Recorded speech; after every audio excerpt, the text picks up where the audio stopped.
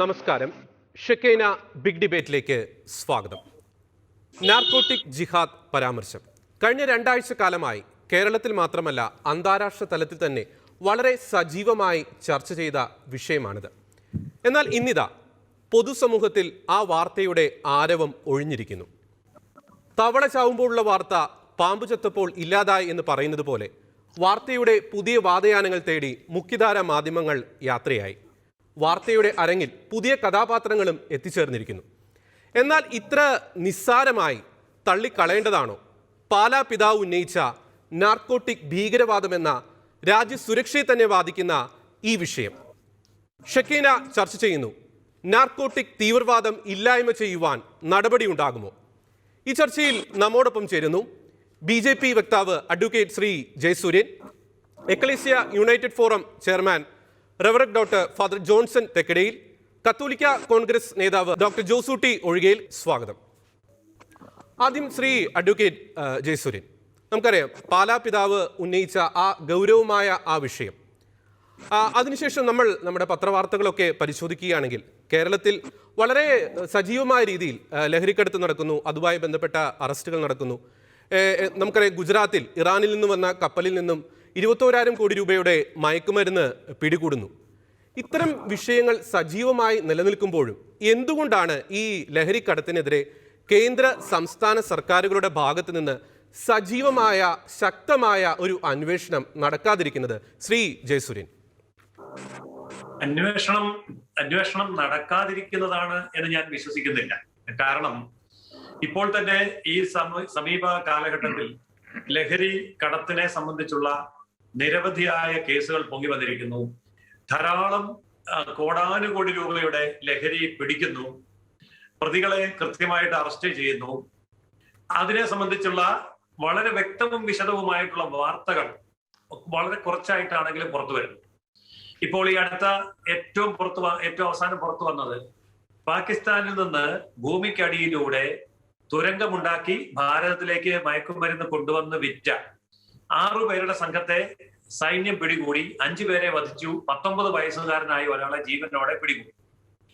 അയാൾ പോലീസിന് മുന്നിൽ മാത്രമല്ല മാധ്യമങ്ങൾക്ക് മുന്നിൽ പത്രസമ്മേളനം നടത്തി പറഞ്ഞ കാര്യങ്ങൾ ഇത് പാകിസ്ഥാനിൽ നിന്ന് കൊണ്ടുവന്നതാണ്, ഇന്ത്യയിലെ യുവാക്കൾക്കിടയിൽ വിതരണം ചെയ്യാൻ വേണ്ടിയായിരുന്നു കൊണ്ടുവന്നത്.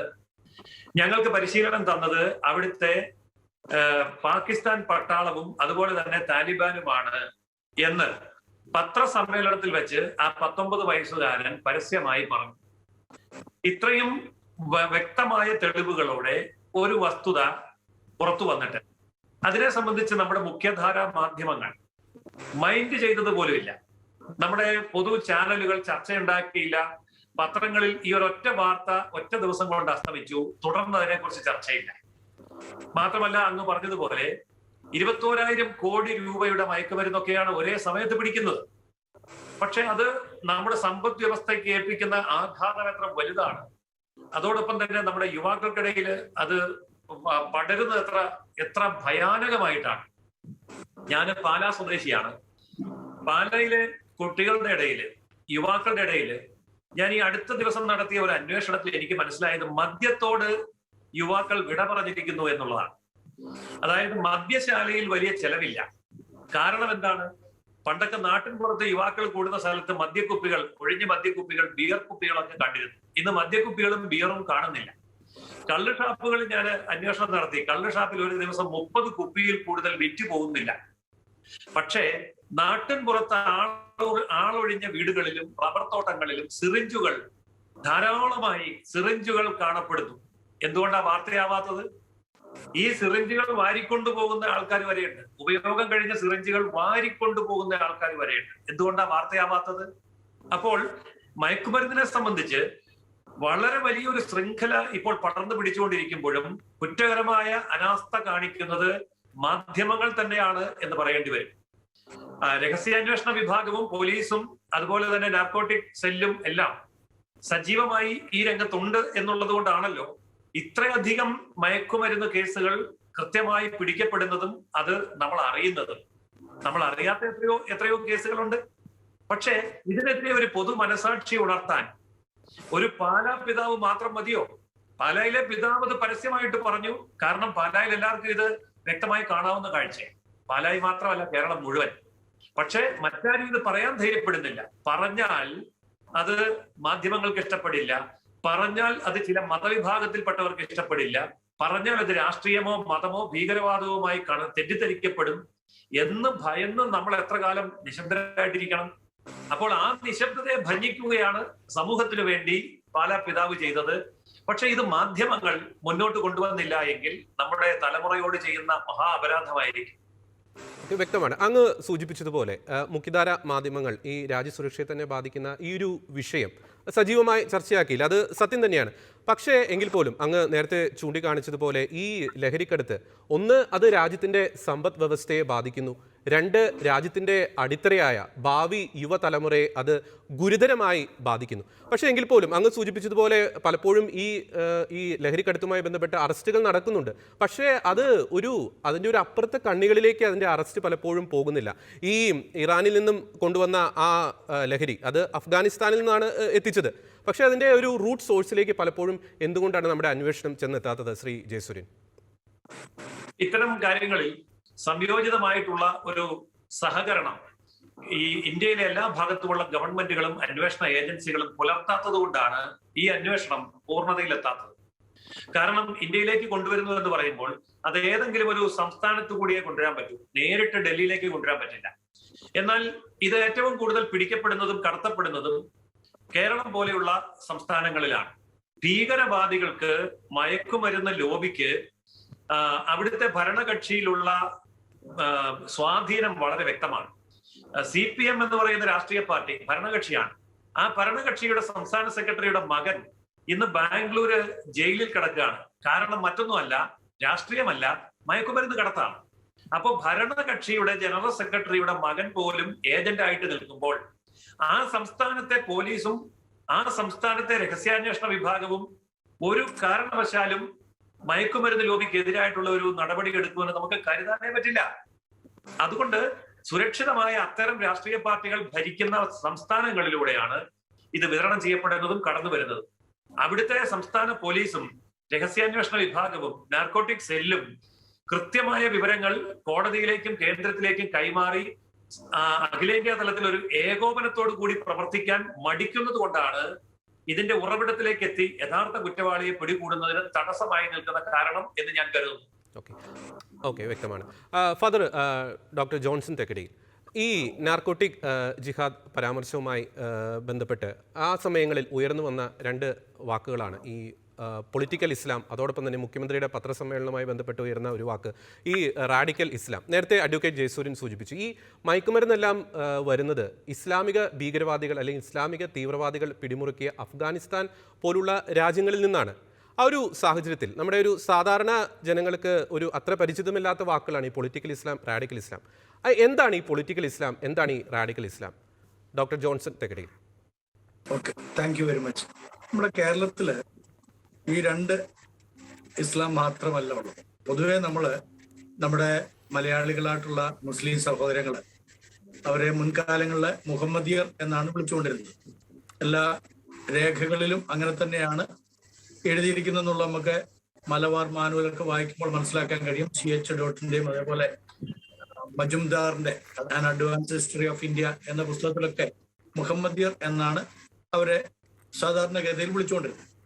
ആ സമയത്ത് അവരെ സംബന്ധിച്ചിടത്തോളം അത് അത്ര ഉചിതമായ ഒരു പദമല്ലാഞ്ഞതുകൊണ്ടാണ് പിന്നീട് അതിനെ ലോപിച്ചുകൊണ്ടോ അല്ലെങ്കിൽ അതിനെ ശുദ്ധീകരിച്ചുകൊണ്ടോ ഒക്കെ ഇസ്ലാം എന്നുള്ളൊരു മതചിന്ത അതിലേക്ക് കൊണ്ടുവരാൻ ഇടയായത്.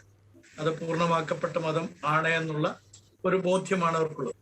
എന്നാൽ ഇതൊന്നും അറിയാത്തതായ വളരെ നിരപരാധികളായിട്ടുള്ള ഒരു വലിയ സമൂഹമാണ് ഇസ്ലാം മതത്തിൽ ഇപ്പോൾ ഉള്ളത് എന്നുള്ളത് കൂടെ നമ്മൾ അറിഞ്ഞിരിക്കണം. പ്രധാനമായിട്ട് ഞാൻ ഈ മുസ്ലിം സമൂഹത്തെ അല്ലെങ്കിൽ മുഹമ്മദിയ സമൂഹത്തെ നാലായിട്ട് കാറ്റഗറൈസ് ചെയ്യാനായിട്ടാണ് ആഗ്രഹിക്കുന്നത്. ഈ രണ്ട് മാത്രമല്ല, അതിനകത്ത് വരുന്നുണ്ട് ഇത്, എങ്കിലും അങ്ങനെയല്ലാതെ കുറച്ചും കൂടി വിശാലമായിട്ട് നമ്മൾ ചിന്തിക്കുകയും അങ്ങനെ അവരുമായിട്ട് നമുക്ക് കൂടുതൽ ഇടപെടുവാനും അവരുടെ പ്രശ്നങ്ങൾ എന്താണെന്ന് കേൾക്കാനും അവരെ സ്നേഹിക്കാനും കരുതാനും ഒക്കെ സാധിക്കണമെങ്കിൽ നമ്മൾ ആ കാര്യങ്ങൾ അറിയണം. 4 തരത്തിൽ നമ്മളെ ഇസ്ലാം സമൂഹത്തെ കാണും. ഒന്നാമത്തെ ഇസ്ലാം സമൂഹം അല്ലെങ്കിൽ ഒന്നാമത്തെ ഗ്രൂപ്പ് എന്ന് പറയുന്നത് പോപ്പുലർ ഇസ്ലാം എന്നാണ്. പോപ്പുലർ ഫ്രണ്ട് അല്ല. പോപ്പുലർ ഫ്രണ്ട് നമ്മുടെ ഷാനി പ്രഭാകരന്റെ അഭിപ്രായത്തിൽ അടിമുടി വർഗീയവാദം ഉള്ള ഒരു ഗ്രൂപ്പാണ്. എന്നാൽ പോപ്പുലർ ഇസ്ലാം എന്ന് പറയുന്നത് സാധാരണഗതിയിൽ ഏകദേശം എൻ്റെ ഒരു അസസ്മെന്റ് അനുസരിച്ച് ഞാൻ നടത്തിയ പഠനത്തിന്റെ ഒക്കെ അടിസ്ഥാനത്തിൽ 50% മുതൽ 55% വരെ പോപ്പുലർ ഇസ്ലാമിൽപ്പെട്ട ജനങ്ങളാണ്. അവർ വളരെ സമാധാനകാംക്ഷികളും വളരെ സ്നേഹം ഉള്ള ആളുകളും മറ്റുള്ളവരെ കരുതാനും എന്ന് പറഞ്ഞു കഴിഞ്ഞാൽ ഒരു പൊതുധാരയിൽ ഒരുമിച്ച് നിന്ന് മുന്നോട്ട് പോകാനായിട്ട് എപ്പോഴും ഇഷ്ടപ്പെടുന്ന, ആരോടും ശത്രുത ഉണ്ടാക്കാതെ ഐക്യത്തിന്റെ പന്താവിൽ മുന്നോട്ട് പോകാൻ കൊതിക്കുന്നതായ ഒരു സമൂഹമാണ്. അപ്പോൾ തന്നെ നമുക്കറിയാമല്ലോ ഇതൊരു ഭൂരിപക്ഷം സമൂഹം അങ്ങനെ തന്നെയാണ് എന്നുള്ളത്. ഇത് അതിൽ കൂടുതലുണ്ടായിരുന്നു. ചില വർഷങ്ങൾക്ക് മുമ്പ് 1921 ശേഷം ഒരു 90% പോപ്പുലർ ഇസ്ലാമായി. അത് എന്താണെന്നുള്ള കുറച്ചുകൂടെ പിന്നീട് ഞാൻ വിശദമാക്കാം. രണ്ടാമത്തെ ഗ്രൂപ്പ് എന്ന് പറയുന്നത് ക്ലാസിക്കൽ ഇസ്ലാമാണ്. ക്ലാസിക്കൽ ഇസ്ലാം. ഈ ക്ലാസിക്കൽ ഇസ്ലാം എന്ന് പറയുമ്പം അവരില് ഒരുപാട് നന്മ മാത്രമേ ഉള്ളൂ. തിന്മയുടെ അംശം അവരില് നിലനിർത്താൻ ഒരിക്കലും ഇഷ്ടപ്പെടാത്തവരാണ്. എല്ലാ മതങ്ങളെയും ഉൾക്കൊള്ളാനും എല്ലാ സമൂഹത്തിലുള്ള ആളുകളുമായിട്ട് മുഖ്യധാരയിൽ തന്നെ നിലനിന്ന് പ്രവർത്തിക്കാനും സഹായം നൽകുവാനും ഒക്കെ വളരെ ഇഷ്ടപ്പെടുന്ന ഒരു സമൂഹമാണ് ക്ലാസിക്കൽ ഇസ്ലാം എന്ന് പറയുന്നത്. അവരിലെ പണ്ഡിതന്മാരുമുണ്ട്, അതേസമയം വലിയ വിദ്യാഭ്യാസമൊന്നും ഇല്ലാത്തവരായിട്ടുള്ള ആളുകൾ, പക്ഷെ വളരെ വായനയുള്ളവരും. ഈ സൂഫിസം എന്നൊക്കെ പറയുന്നില്ലേ, അതൊക്കെ ഈ ഗണത്തില് നമുക്ക് ഉൾപ്പെടുത്താവുന്നതാണ്. പ്രത്യേകിച്ച് നമ്മുടെ മുൻപുണ്ടായിരുന്ന നമ്മുടെ ബഹുമാന്യനായ ആദരണീയനായ എല്ലാവരും ഏറ്റവും അധികം ആദരിച്ചിരുന്ന നമ്മുടെ പ്രസിഡന്റ് അബ്ദുൽ കലാം, ഡോക്ടർ അബ്ദുൽ കലാം ഒക്കെ ഈ ക്ലാസിക്കൽ ഇസ്ലാമിൽപ്പെട്ട ആളാണ്. അതേപോലെ തന്നെ ഇപ്പോഴത്തെ നമ്മുടെ കേരളത്തിന്റെ ഗവർണർ, അവരൊക്കെ വളരെ ചിന്തിക്കുന്ന ആളുകളും എല്ലാവരും ഉൾക്കൊള്ളാനും എല്ലാവരെയും സ്നേഹിക്കാനും ബഹുമാനിക്കാനും അന്യോന്യം സഹകരിക്കാനായിട്ടും പ്രേരിപ്പിക്കുന്നതായ ഒരു വിഭാഗമാണ്. അവർ ഏകദേശം നമ്മുടെ ഒരു കണക്കനുസരിച്ച് 5% മുതൽ 10% വരെയാണ് ഉള്ളത്. 5% മുതൽ 10% വരെയാണ് നമ്മുടെ പൊതുമണ്ഡലത്തിൽ നമുക്ക് മൊത്തത്തിൽ കാണാനായിട്ട് സാധിക്കും. മൂന്നാമത്തെ ഗ്രൂപ്പാണ് ഇവിടെ പറഞ്ഞിട്ടുള്ള ഓർത്തഡോക്സ് ഇസ്ലാം. അവരെ നമ്മൾ റാഡിക്കൽ എന്നൊക്കെ വിളിക്കുന്നതിനേക്കാളും കുറച്ചും കൂടെ നല്ല പദം എന്ന് പറയുന്നത് ഓർത്തഡോക്സ് ഇസ്ലാം എന്ന് വിളിക്കുന്നതാണ്. ഓർത്തഡോക്സ് ഇസ്ലാമില് അവരും നല്ല മനുഷ്യരാണ്. പൊതുവിൽ പറയുമ്പോൾ നല്ല മനുഷ്യരാണ്, പൊതുവിൽ സംസാരിക്കുമ്പോൾ ഒക്കെ നമ്മൾ ചിന്തിച്ചേക്കാം. അതിനകത്ത് ഒരു ഒറ്റ ഉദാഹരണം പറയുമ്പോൾ നിങ്ങൾക്ക് മനസ്സിലാകും ഏത് ഗണത്തിൽപ്പെടുന്നവരാണ് ആരൊക്കെയാണ് ഇവരെന്നുള്ളത്. നമ്മുടെ ജനാബ് MM അക്ബർ സാഹിബ്, അതുപോലെ ജനാബ് മുജാഹിദ് ബാലുശ്ശേരിയെ പോലെയുള്ള ആളുകളാണ് ഈ പറയുന്ന ഓർത്തഡോക്സ് ഇസ്ലാമിൽപ്പെടുന്നത്. എന്ന് പറഞ്ഞു കഴിഞ്ഞാൽ കൂടുതലും സലഫിസവുമായിട്ട് ബന്ധപ്പെട്ട് നിൽക്കുന്ന ആളുകളാണ്.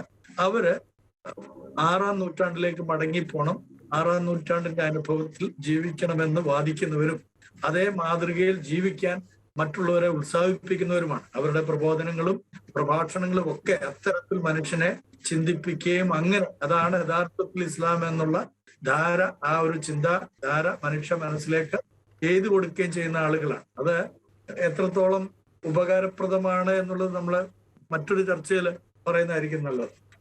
നാലാമത്തെ ഗ്രൂപ്പ് എന്ന് പറയുന്നതാണ് പൊളിറ്റിക്കൽ ഇസ്ലാം. ഈ പൊളിറ്റിക്കൽ ഇസ്ലാം എന്ന് പറയുന്നത് അവർക്ക് ദ്വൈമുഖങ്ങളുണ്ട്, 2 മുഖങ്ങളുള്ളത്, 2 മുഖമുണ്ട്. അത് ഞാൻ വിശദമാക്കുമ്പോൾ നിങ്ങൾക്ക് മനസ്സിലാകും. പൊളിറ്റിക്കൽ ഇസ്ലാം എന്ന് പറയുന്നത് പെട്ടെന്ന് നമ്മുടെ മനസ്സിലേക്ക് വരുന്നത് IUML ഒക്കെ ആയിരിക്കും. അല്ല, IUML ഒന്നും ഈ പൊളിറ്റിക്കൽ ഇസ്ലാമിൽ പെടുന്നതല്ല. അതൊക്കെ പോപ്പുലർ ഇസ്ലാമിൽ പെടുന്നവരാണ്. പ്രത്യേകിച്ച് നമ്മുടെ പ്രിയപ്പെട്ട ഏറ്റവും ആദരണീയനായിരിക്കുന്ന കുഞ്ഞാലിക്കുട്ടി സാഹിബിനെ പോലെയുള്ള ആളുകളൊക്കെ അവർ സമൂഹത്തിന്റെ മുഖ്യധാരയിൽ എല്ലാവരെയും ഒരുമിപ്പിച്ച് കൊണ്ടുപോകാനായിട്ടും ഭിന്നത ഇല്ലാതിരിക്കാൻ ശ്രമിക്കുകയൊക്കെ ചെയ്യുന്ന ആളുകളാണ്. എന്നാൽ ഈ പൊളിറ്റിക്കൽ ഇസ്ലാമിന്റെ 1-2 പേരുകൾ പറയുമ്പോൾ നിങ്ങൾക്ക് മനസ്സിലാകും. അതിലൊന്ന് നമ്മുടെ ജനാബ് അബ്ദുള്ളയാണ്. അബ്ദുള്ള അദ്ദേഹം എവിടൊക്കെ കയറി ഗോളടിക്കാം എന്ന് ശ്രമിക്കുന്ന ഒരാളാണല്ലോ, നമുക്കറിയാവുന്ന പോലെ. അദ്ദേഹത്തിന് ഒരു പൊളിറ്റിക്കൽ അജണ്ടയുണ്ട്. അദ്ദേഹം ഉൾപ്പെട്ടു നിൽക്കുന്ന സമൂഹത്തിന് ഒരു പൊളിറ്റിക്കൽ അജണ്ടയുണ്ട്. ആ പൊളിറ്റിക്കൽ ഇസ്ലാമിന്റെ ഏറ്റവും നടുത്തൂണെന്ന് പറയുന്നത് ജമാഅത്തെ ഇസ്ലാമിയാണ്. ജമാഅത്തെ ഇസ്ലാമി രൂപീകരിച്ചിരിക്കുന്നത് തന്നെ മുസ്ലിം ഉമ്മത്തിന് വേണ്ടിയിട്ടാണ്. മുസ്ലിം ഉമ്മത്ത് എന്ന് പറയുന്നത് മുസ്ലിം മതം അത് രാഷ്ട്രീയത്തിൽ നിന്ന് വേർപിരിഞ്ഞതല്ല, രാഷ്ട്രീയവും മതവും ഒന്നാകുന്നു എന്നുള്ള സങ്കല്പമാണ്. അവരെ സംബന്ധിച്ചിടത്തോളം ഒരു കോയിന്റെ 2 വശങ്ങൾ, ഒരു നാണയത്തിന്റെ 2 വശങ്ങളാണ് അവരുടെ മതവും അവരുടെ രാഷ്ട്രീയവും. മതമില്ലാതെ രാഷ്ട്രീയവും, രാഷ്ട്രീയമില്ലാതെ മതവും അവർക്ക് അസാധ്യമാണ്.